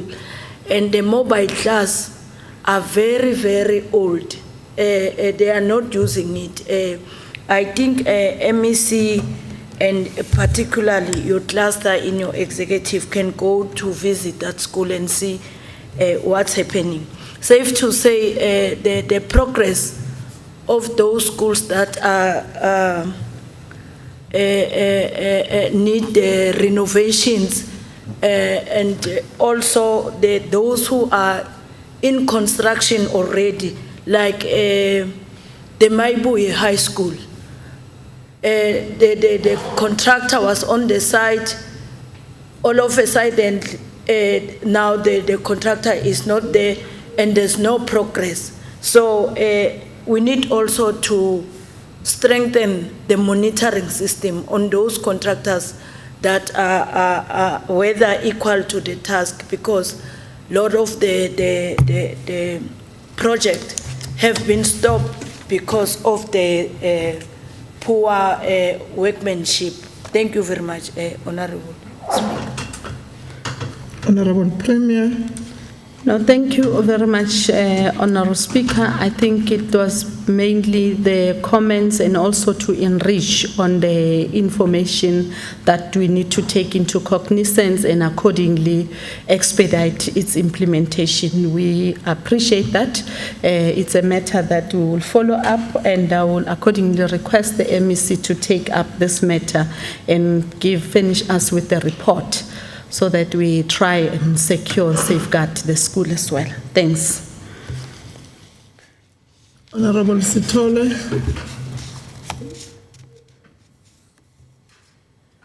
Thank you, Honourable Speaker.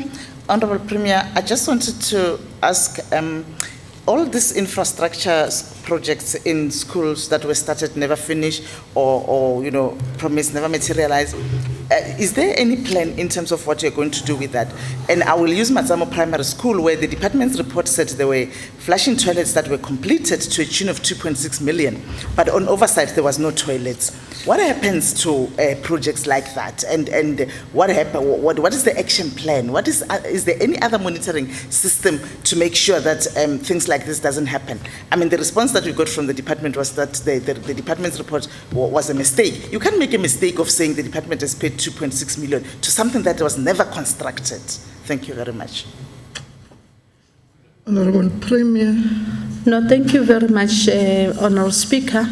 I think what the honourable member is raising is quite profound, and we have noted that as the Executive Council, we have since taken a resolution that we will have to establish an infrastructure development committee which will be chaired by the Premier, which will look at the master plan and their schedule of work and monitor that on monthly basis so that there is proper accountability and proactive actions and interventions that needs to be taken. It was precisely because of issues that are being raised and appreciated by honourable members as they go out doing the oversight in those respective areas.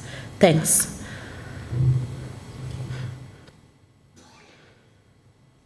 Is there any follow-up question? Honourable Premier, you can proceed. Thank you very much. The next question is from Honourable Nyembe from the EFF.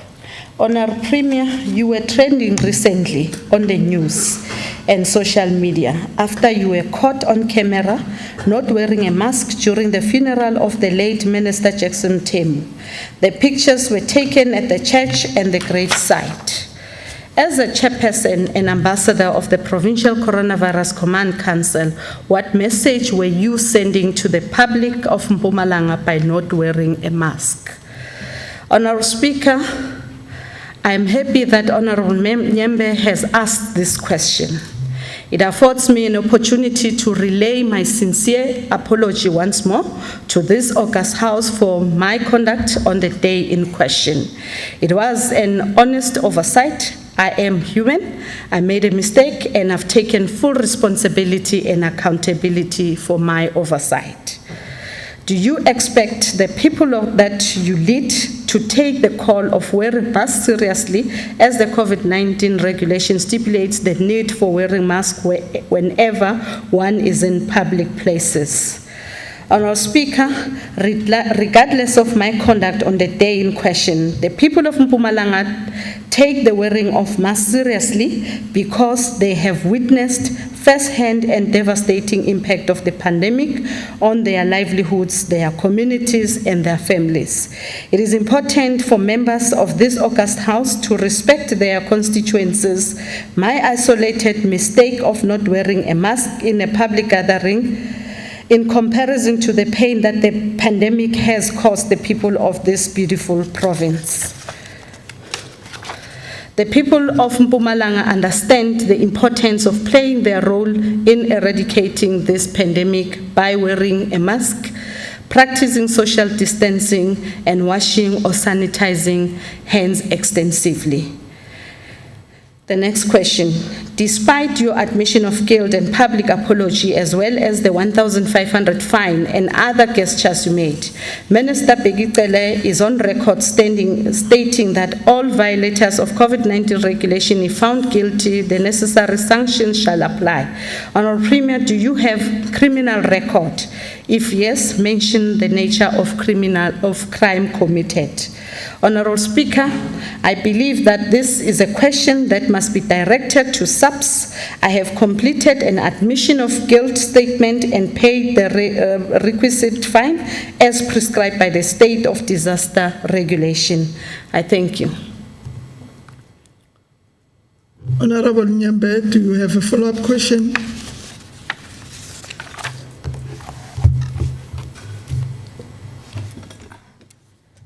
Thank you, Chairperson.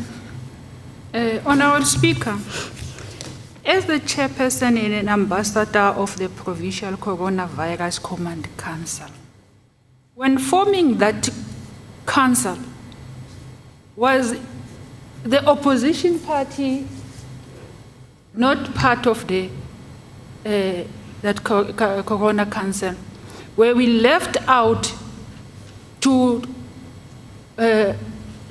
where we left out not to get information, or was it an ANC thing, or it didn't affect us as the members of this August House, because none of the opposition party was part and parcel of that Corona Council, and the information we had to seek it from MECs, and some of them were not willing to give us the information. Was this an ANC thing?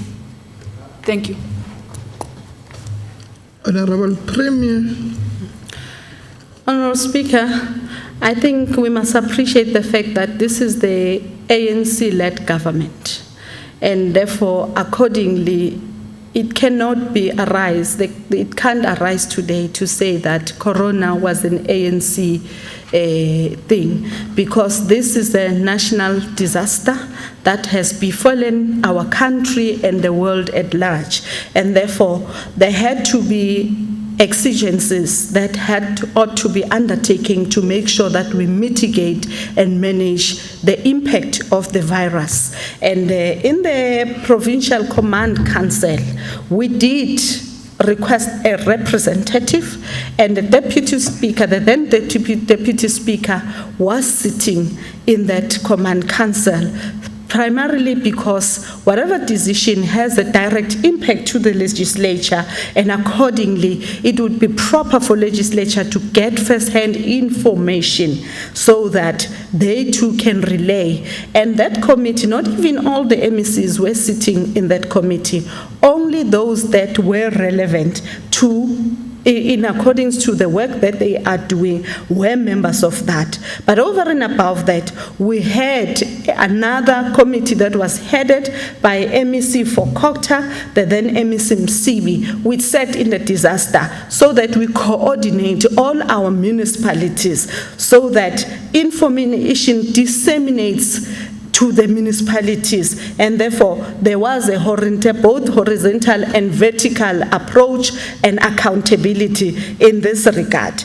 And of course, Honourable Speaker, the legislature has processes to hold the executive accountable. Now, it cannot be correct that members, when are requesting for information, are being denied that information. I don't think that has happened.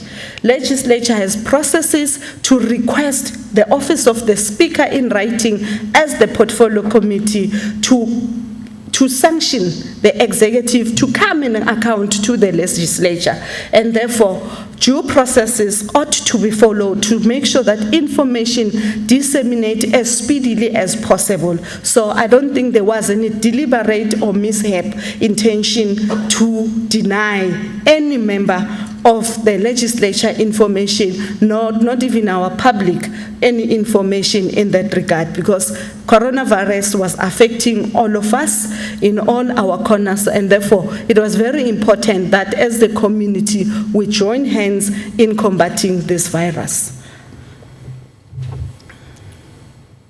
Is there any follow-up question? Honourable Weber.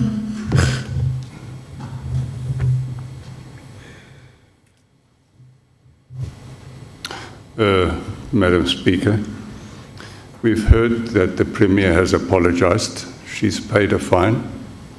My question is it fair that we, over and above that, insist on a criminal record? Aren't we going overboard? Isn't it enough that the Premier says, I'm sorry? Isn't it enough that she pays a fine? Should we go beyond that?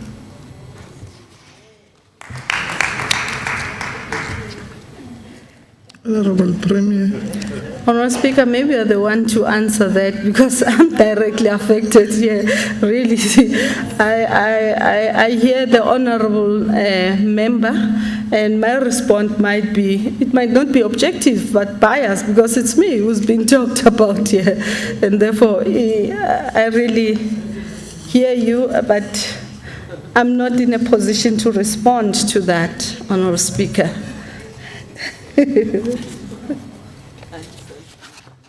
Is there any follow-up question?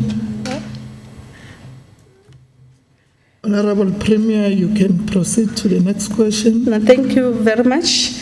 Honourable Grobler from the DA is asking the following question. With regards to Mega Special Economic Zone, SEZ project in Nkomazi, can the Honourable Premier indicate the following? What is the total cost of government to have the Nkomazi SEZ up and running, and in which financial year does the Honourable Premier believe it will be fully operational? The financial projection of the total implementation preparation plan costs and operationalization of the Nkomazi SEZ for the MTEF period is estimated at 1.2 billion. State contribution. The cost estimation includes the setup, bulk and top infrastructure as well as the operationalization of the zone. The SEZ Phase 2 development is expected to be operational in 2023-24 following full establishment of the entity appointed of operator, design and construction of bulk service infrastructure and construction of top structures to cater the needs of confirmed and potential investors. What is the estimated and potential investment of the Nkomazi SEZ? The total infrastructure capital investment required is estimated at 8.4 billion with annual revenue from rental and services rendered of 6.1 billion expected by year 10 of operations. Investment will be implemented according to the need with an initial amount of 2.1 billion required during the first 3 years public sector and investor contribution. Both state and private sector investment into infrastructure is required for implementation. The projected investment by private sector in the industrial facilities located within the SEZ will be 20.7 billion by year 10, of which 12.1 billion is anticipated to be foreign direct investment. How many jobs could the Nkomazi SEZ create for the province? The Nkomazi SEZ is expected to greatly benefit the people of Mpumalanga, especially those people who reside within Nkomazi municipality, as they will enjoy not only the indirect benefit but many direct benefits as well. The SEZ is designated as a multi-sectoral industrial zone focusing on agro-processing covering citrus and subtropical fruits, aromatic plants and ground and tree nuts. Further to this, the refining of nutraceutical, milling and processing facilities for various other agricultural commodities would be established. Various agro-related support industries would also be accommodated. The Nkomazi SEZ has set a 10-year development horizon and will contribute to the following to the provincial economy: a direct GDP contribution of 97.6 billion from SEZ output to the annual GDP of the province. More than 100 new business would be sourced through the investment pipeline over this period, and the annual export contribution of $3 billion is expected. More than 8,000 jobs during the construction phase and ultimately within companies operating within SEZ.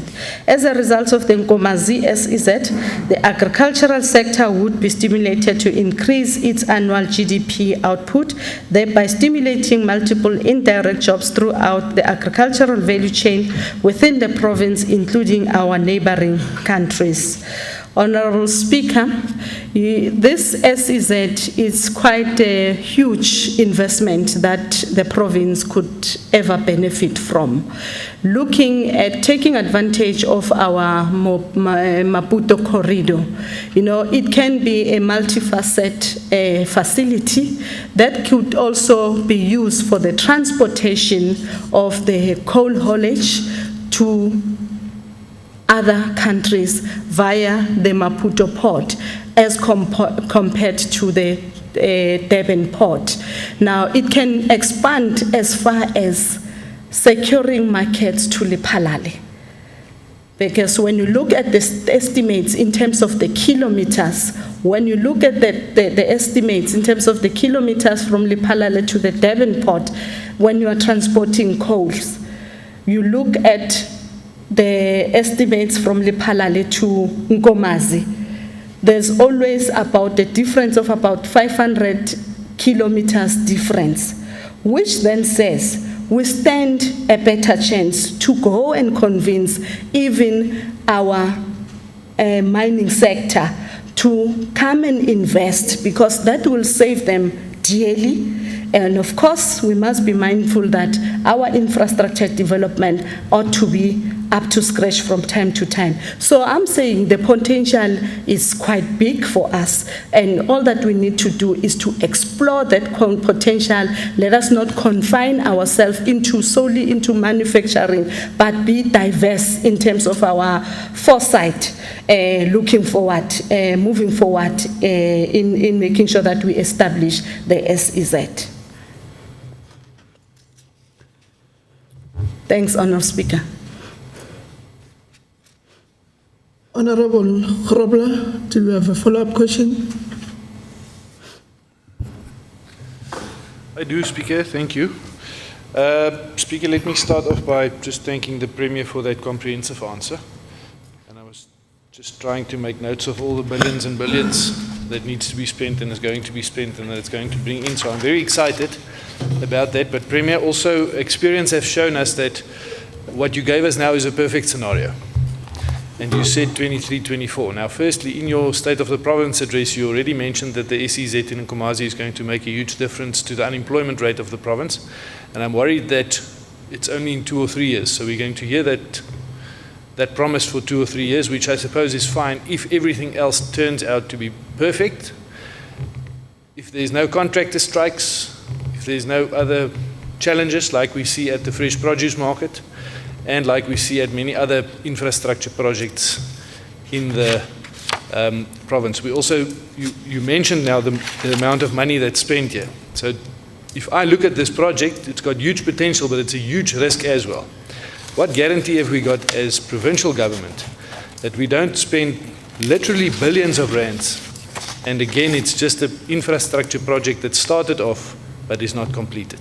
What guarantees have we got? What contingency plans have we got to make sure that this project is actually completed and gives us the results that we see in a perfect scenario? Thank you, Speaker. Honourable Premier. Honourable Speaker, I think what is key for us to realize benefits from this SEZ is to secure the PPP partnership. And I'm happy in the manner in which things are unfolding. There are 2 companies, local companies, that have shown very serious key interest in making sure that they partner with us, and they've already secured funds in that regard. Now, if something has been run with somebody who's got interest in terms of having shares in a particular institution, when it comes to efficiency and effectiveness and sustainability, quite often than not, it becomes very successful, that particular project. Hence, I am emphasizing that we need not be narrow in terms of us looking at the potential that SEZ has. We need to expand our scope and our thinking so that there is proper buy-in. Having invited those mining sectors to be players there, they will surely safeguard, because it has direct benefit to their business as well. There are savings in that regard. We have seen what is happening along the N2 road, which affects them negatively.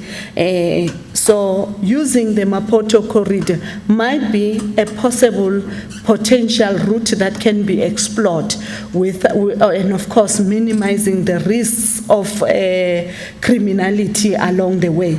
And therefore, those are some of the other things that we're looking at to say that how best can we explore that, because the land that we have at our disposal around that area is quite abundant. And over and above that, already, Honourable Speaker, we have started with the development of the smart city around that area, because it has the potential to develop many jobs, and therefore the people of Nkomazi would be the major beneficiaries in that regard. And therefore, if a particular establishment is being made, you must make it such that it is equally habitable, it's not restrictive. And we are also addressing the issue of spatial development plan by saying that our people must stay very closer to where they are supposed to be working. So in that regard, we think that we'll see a quite lucrative spin-off in terms of economic development within the province. And I'm sure National will equally be interested because it will impact positively into their revenue streams to the taxation as well. And therefore, it is the projects that were working very closely with national, our local municipality and provincial government as well to make sure that it gets to its fruition. Thank you very much, Honourable Speaker. Is there any follow-up question? Honourable Mlombo.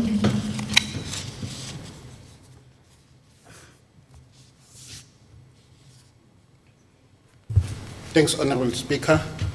Honourable Speaker, let me indicate that the SCZ is a very important program to stimulate the economy in the province in view of the devastating impact of COVID-19. Last year, around October, November, as the portfolio committee, we visited the site and we were briefed by the stakeholders there, the municipality and the department, that there are investors that have withdrawn from investing in the program. I therefore want to check with the Honourable Premier if she's aware of those investors that have withdrawn, and if she is aware, what is it that is being done to get those investors back? Because according to the briefing that we got, was that those were very important investors, very big investors in terms of economic value that they would invest in the project. In case the Honourable Premier is aware of that. If she's not, we can receive a written response. Thank you. Honourable Premier. Honourable Speaker, as we are indicating that we are engaging the investors to come to the fore. I'm not aware of any investor, unfortunately, up to thus far that has withdrawn, and there has never been any investor that we have signed a collateral with up to thus far. Honourable Premier, you can proceed to the next question. The next question, Honourable Speaker, is from Honourable Makaring. The State of the Province Address 2020 identified Mpumalanga as a gateway to Africa in terms of the best road infrastructure leading to our neighboring countries like Mozambique and the Kingdom of Eswatini. A port much closer to us than other ports as a combined market of about 30 million people. It further said that we also have easy access to 4 adjacent provinces and to grow our exports and increase our market share. We have taken an informed decision to market Mpumalanga as a trade and investment destination to a number of overseas countries. Can the Honourable Premier elaborate about the benefits of this initiative of putting Mpumalanga in the international arena? Honourable Speaker, foreign direct investment and export development is essential to reach the goals of the Mpumalanga economic growth and development path. Utilizing the prioritized sectors of agriculture, forestry, manufacturing, green economy, and energy and tourism to drive industrialization through the Mpumalanga Industrial Development Plan and investment through the trade and investment promotion strategy to address the triple challenges of unemployment, poverty, and inequality. What is the impact that the initiative might have made to grow the economy of Mpumalanga province and mitigate challenges of COVID-19 pandemic? The Mpumalanga Growth and Development Path has an industrial pillar focusing on industrial development that needs to be realized. In response to this, DDET has developed the Mpumalanga Industrial Development Plan, which is supported by the Trade and Investment Promotion Strategy to promote FDI and export development. Trade and investment, both domestic and foreign, are essential companions to a systematic industrial policy like the MIDP.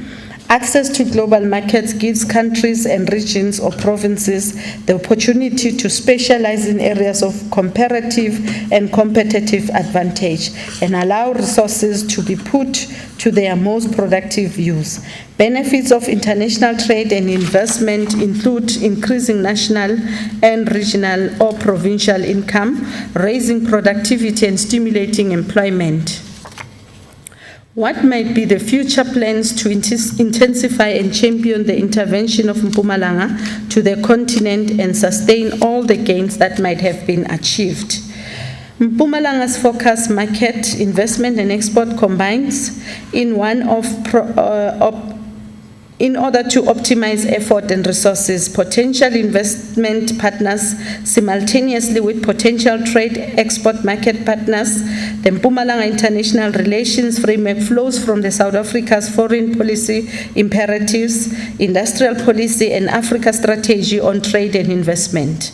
It focuses on key bilateral and regional dimensions that form the continent of the province's engagement.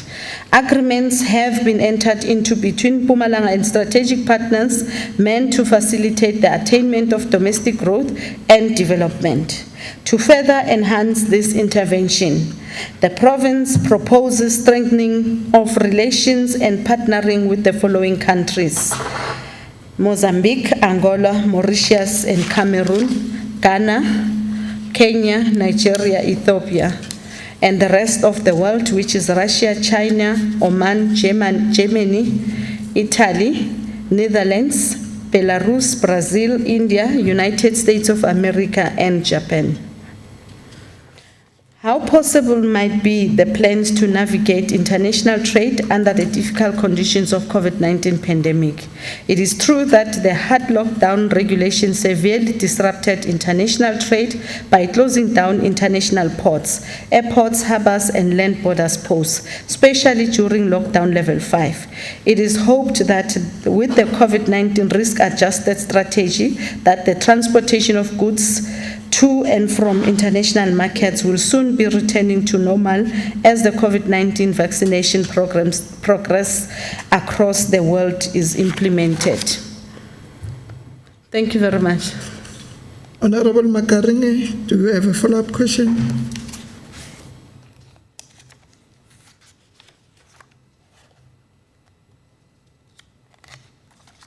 Inkomo manana speaker tinhlamulo leti ndhunankulu Honourable Premier wanga hi nyika tona ta hi enerisa. Are there follow-up questions from other members? Honourable Premier, you can proceed. The next question is from Honourable Lovisi from the African National Congress. It is in a public domain that COVID-19 has caused major setbacks and devastation on the economy. We have witnessed substantial job losses, further negativity impacting on the gains which have been made in job creation. Last year, the President announced the Economic Reconstruction and Recovery Plan, and one of its objectives are to create jobs primarily through aggressive infrastructure investment and mass employment.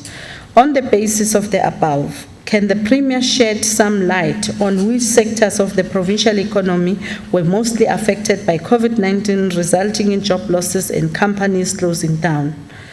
Honourable Speaker, the GDP figures that were published by State South Africa on the 9th of March 2021 is still telling us the story about the negative economic impact of COVID-19 and the lockdown measures.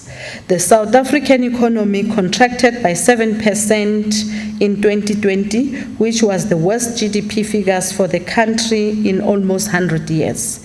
The only industry that really performed well last year is agriculture. Mpumalanga, as part and parcel of the South African economy, was also hard hit by COVID-19 and the lockdown.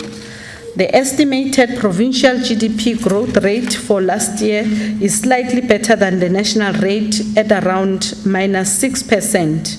Sectors and industries that can be highlighted in terms of feeling the pain of the impact of COVID-19 include construction, manufacturing, trade and tourism, as well as transport and communication.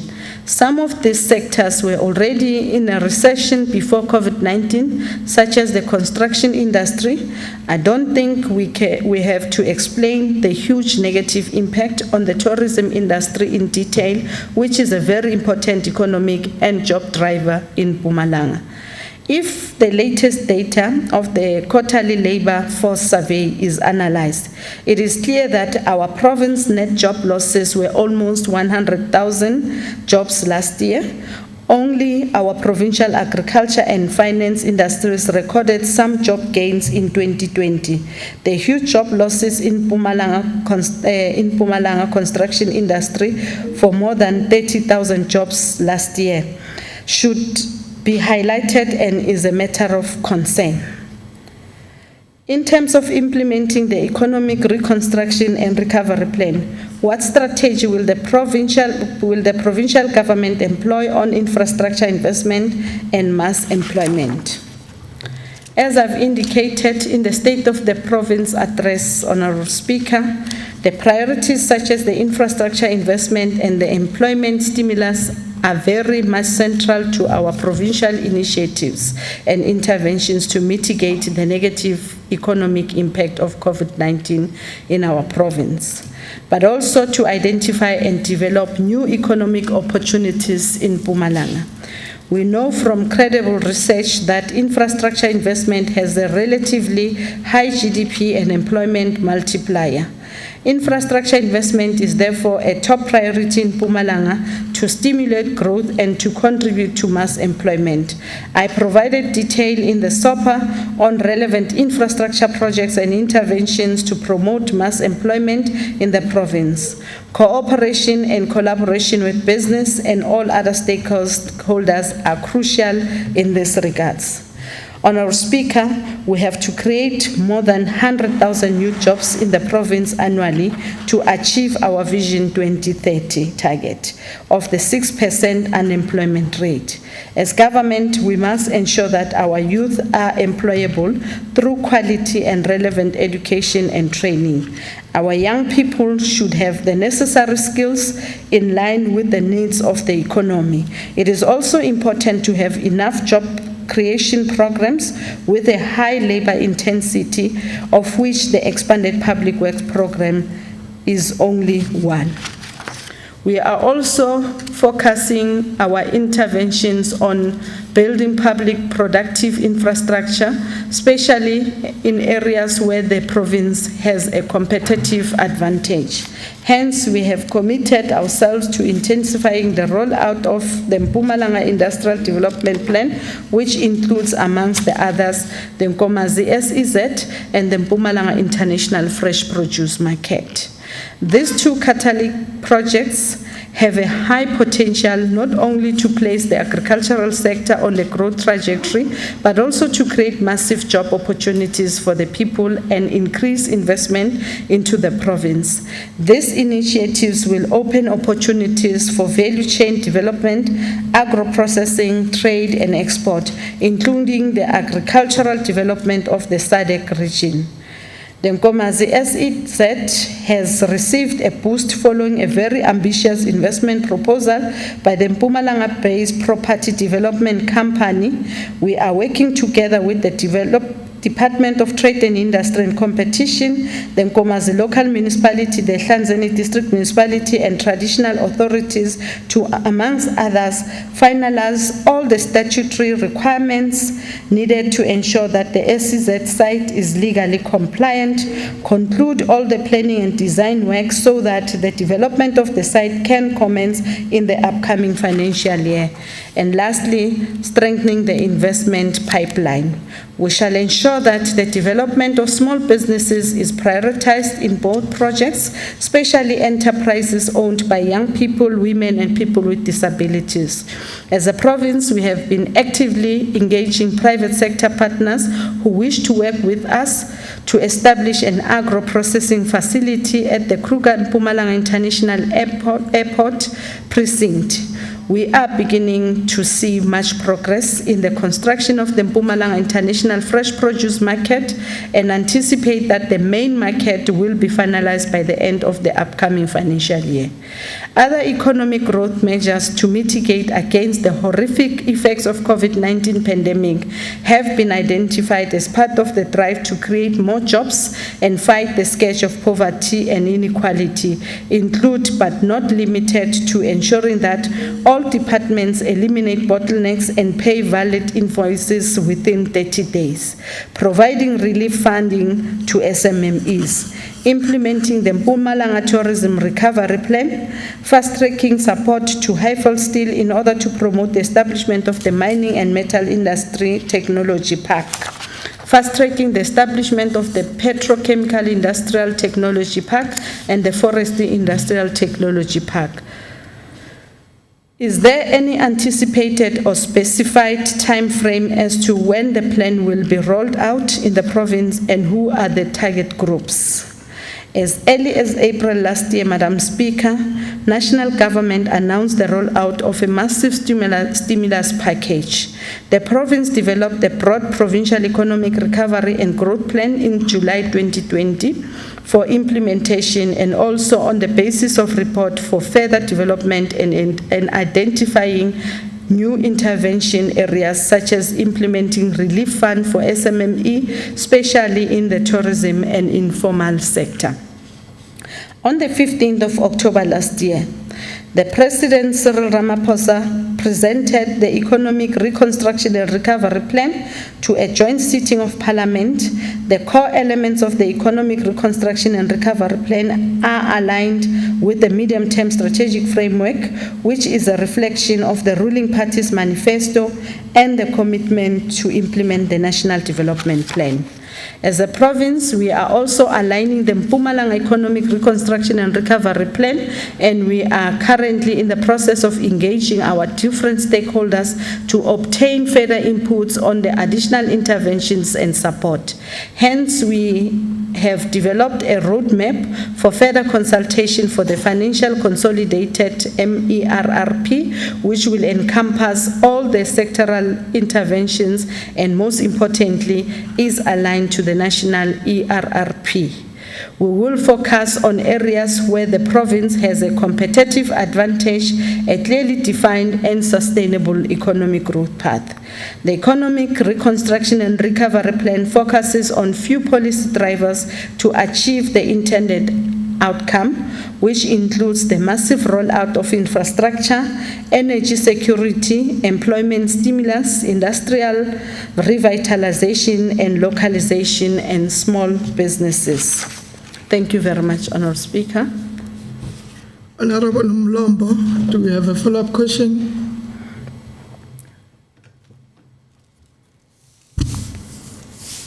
Honourable Speaker, I think the response by the Honourable Premier is very detailed and it covers even the unasked questions. Thank you very much. Are there follow-up questions from other members? Honourable Premier, you can proceed to the next question. The next question, Honourable Speaker, is from Honourable Weber. It reads thus: it has come to the attention of the Freedom Front Plus Mpumalanga of the sale of a 166-hectare property to the city of Mbombela for 34 million, where only 2 years ago the same property was sold at just 15 million. We have submitted questions to the city of Mbombela regarding the purchase, and to which they have indicated that the provincial government was the entity that purchased the land from the company Venti Blocks Pty Ltd and gave it to the city of Mbombela as a gift. However, the city of Mbombela did not discuss the purchase on any of their minutes leading up to the March 2020 purchase. Thus far, we cannot establish whether the appropriations of these fundings were discussed in the human settlement minutes or the provincial appropriations minutes, and thus we must ask these questions to you, the Premier, who is the executive authority of government business in Mpumalanga. Honourable Premier, did the province decide to purchase bigger property from the company called Venti Blocks Pty Ltd for 34 million, 19 million more expensive than what it was purchased for from Bongi Valley Pty Ltd in 2017? If so, when was the purchase discussed, and can your office find the necessary minutes to establish the documentation of the expenditure? In response, Honourable Speaker, the province through the Department of Human Settlement has purchased the remaining extent of portion 1 of the farm, bigger 664 JT for 34 million based on the evaluation report received and negotiations held with Venti Blocks Pty Ltd, including improvements made on the property. The purchase was discussed in January 2020. The minutes of the deliberation shall be made available to the honourable member immediately after this sitting. If not, why does the city of Mbombela indicate that province is handling the purchase? The purchase was made by the Department of Human Settlements for the city of Mbombela through a request made by the city of Mbombela to eradicate informal settlements in Mjindini. If the purchase for the property was made, what process should be followed regarding the evaluation of the property, and do the necessary departments have the policies in place to scrutinize property sales, etc.? The process followed by the department appointed property valuers to recommend a purchase price of the property, hold negotiations with the seller, agree on the purchase price, and approves the purchase. The department has a negotiation committee that scrutinizes the valuations to make sure that all parties arrive at the fair valuation. Were there significant improvements made to the property from 2017 that warranted the sale increase? If so, what was done to justify the increase in price? If not, how was a justifiable purchase for 24 million? The property was bought at the township and not as a farm. This included the township establishment process, which includes, amongst others, the following: conducting all the necessary studies, that is, environmental impact assessment studies, paging and designing layout plans, obtaining surveyor general diagrams, opening of a township register, and township proclamation. When did the province transfer ownership of property to the city of Mbombela, and how, without it reflecting in the deeds office or necessary online application? The property was transferred on the 18th of September 2020. Thank you very much. Honourable Weber, do you have a follow-up question?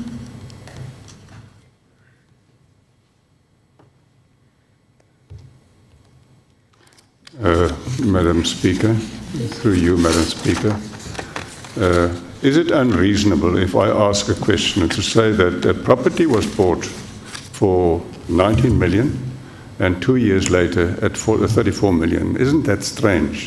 Doesn't it appeal to be something that is not fair, that to buy a property at 19 million and all of a sudden get 34 million? It doesn't sound correct. Don't you agree with me? Honourable Premier. Thank you, Honourable Speaker. I don't think it's an unfair question. It's only fair, I think, Honourable Speaker, for us to go back so that we exactly unpack, I would request the MEC to look at that matter very closely so that we get a full detailed report in this regard as to whether what transpired in this transaction, what has led to the escalation of costs, and accordingly revert back to the House and give a detailed report in line with the follow-up question that has been asked. Thanks, Honourable Speaker. Are there follow-up questions from other honourable members? Honourable Krobler.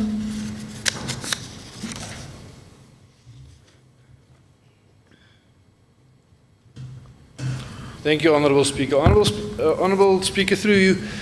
Honourable Premier, I listened to the answer that you just gave the member on the follow-up question. But what I would like to ask you is a personal question. If it was your own money, and it's the same amount, and you had that money, and somebody said, with that, you bought this, or somebody bought that property and you bought it for that. If it was your own money, it wasn't government's money, would you have referred it back, or would you have run out of here to go and stop that transaction at the bank? Because if it was my own personal money, I don't think I would have done that transaction. I would have done everything I can to stop it. But to say we're going to refer and then we'll see, so we know nothing's going to come of it.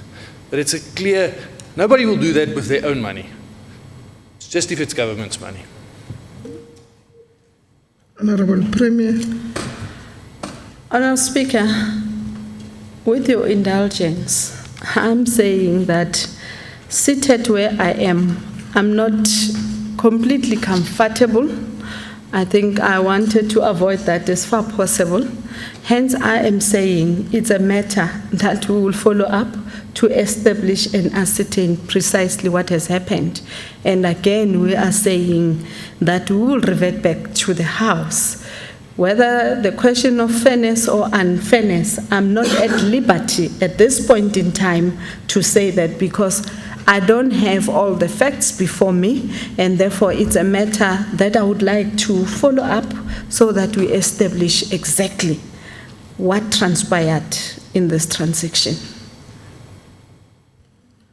Honourable Premier, you are requested to give a written supplementary reply within 10 days of this ruling, and a supplementary reply to be published on the ATC.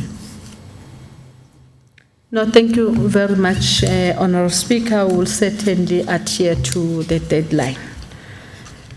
Honourable Premier, you can proceed to the next question. Thank you very much. The next question is from Honourable NP Kabela from EFF. It reads thus. Honourable Premier, on the 13th of January 2021, you nullified the appointment of the traffic officers' leadership, citing some serious flaws of the recruitment process. Can the Honourable Premier share with the House the nature of the flaws that led to the nullification of the process leading to the recall of the appointees? Honourable Speaker, as a point of departure, my initial reservation was with the relative speed within which the recruitment process has been conducted. In essence, the department conducted shortlisting from the total 32 days, 32,000 applicants, interviews, competency assessments within a 7-day period towards the end of December until early January 2021. Upon receiving numerous complaints about the flawed recruitment process from the people of Mpumalanga, I convened a meeting with the department on the 13th of January 2021 and assessed the applications against the key requirements as outlined in the advertisement, calling for interested candidates to apply for the 2021 intake at the Mpumalanga Traffic College. The key requirements as outlined in the advertisements were as follows. Minimum educational qualifications of grade 12. With regards to this requirement, we established that the department had not completed the process of verifying all matric certificates submitted by the successful applicants with Umalusi to establish legitimacy. a valid Code B driving license. We also established that some of the licenses presented by the successful candidates had not been verified on the e-notice system. Furthermore, some of the applicants that had been accepted at the Traffic College did not have driving licenses. The South African citizenship, there was no verification of submitted identity documents by the department to ensure that the candidates were indeed South African citizens.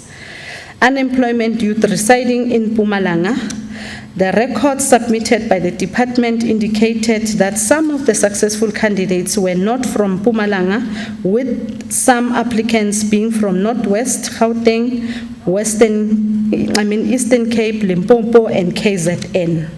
These are but some of the procedural flaws that informed our decision to nullify the process.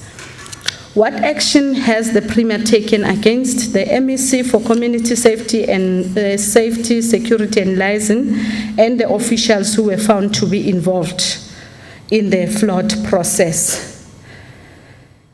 This is one of the reasons, Honourable Speaker, that informed the change in the executive authority of the department, and disciplinary action is currently being undertaken against the accounting officer. Honourable Premier, as the head of government in the province, the public wants to know why the traffic learnership training is still continuing and the officers are still at the college long after you have spoken as the province's #1. We have withdrawn funding from the traffic learnership program as indicated by the MEC for Finance during the tabling of the provincial budget last week. The candidates will be withdrawn from the college imminently. Thank you very much. Honourable Mkabela, do you have any follow-up question?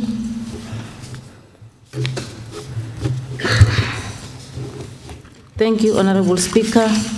I just want to check with the Honourable Premier as to what is the response of the allegation that was made by the head of department that you were having a list of your priority people to be appointed in the traffic college. Thank you very much.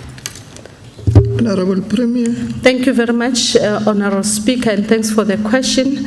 I have equally seen those allegations, and as we speak, one of the processes that we have embarked on, we have requested investigators to look at that matter, and the matter has since been referred to the IC as well for investigation. Are there any follow-up questions from other honourable members? Thank you, Honourable Premier.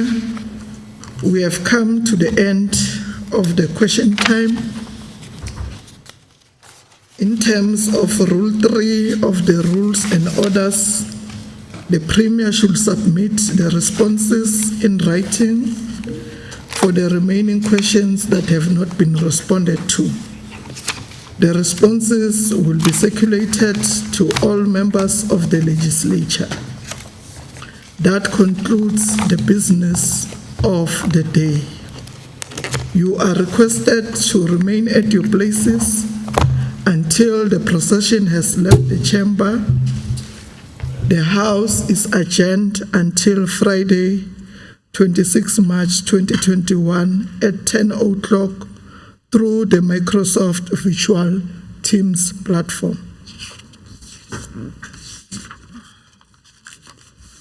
All rise.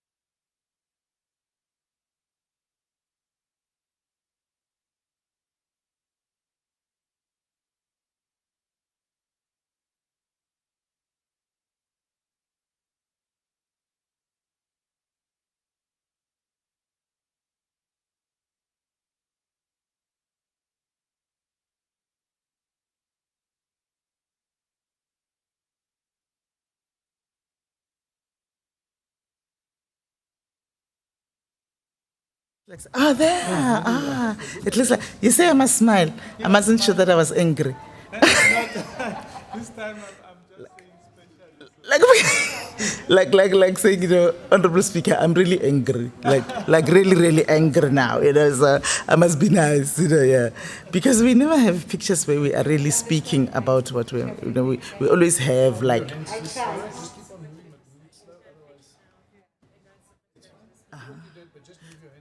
Okay. Yes, that's good. Is it coming out nicely? Okay. And the number one thing that is always a problem is the fact that I think You can see it's I think exactly. I think we've got enough now. Yeah. I think we've got. Okay. Now I think I can see the first one is right already. So.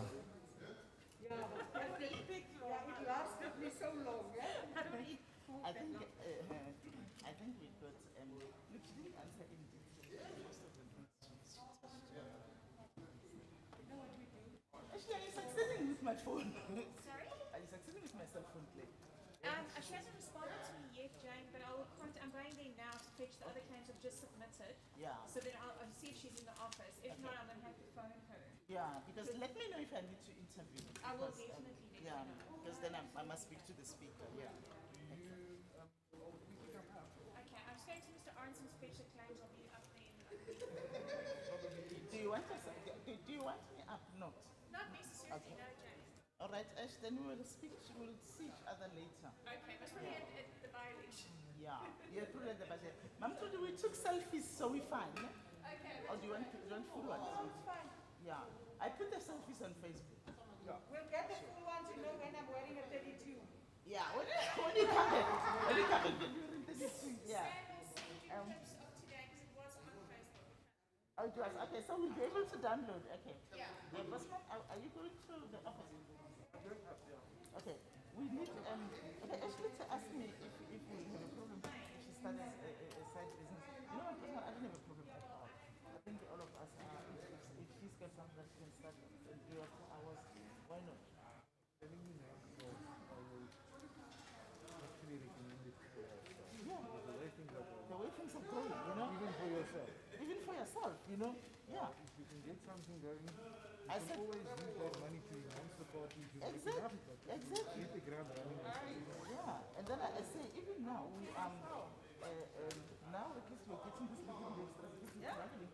The traveling is going for a year. And for me, if you're traveling regularly, at least you've got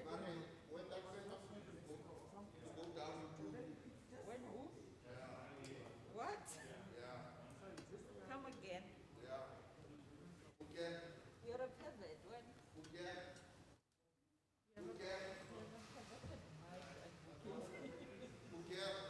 With all due respect, what's the difference saying that? You know that they're not going to respect you. Where is my version, sisters? Yes, man. There's this other comrade. How do I? Media.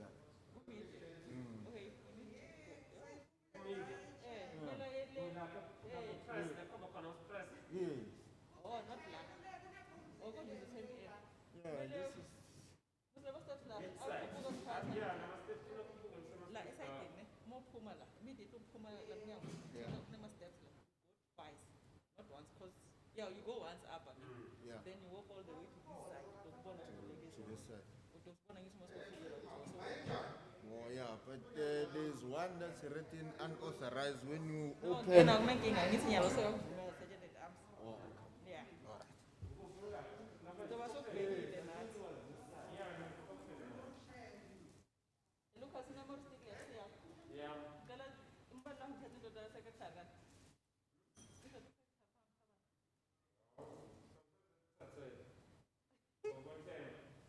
Temba msa speak. Temba wa msa speak. What?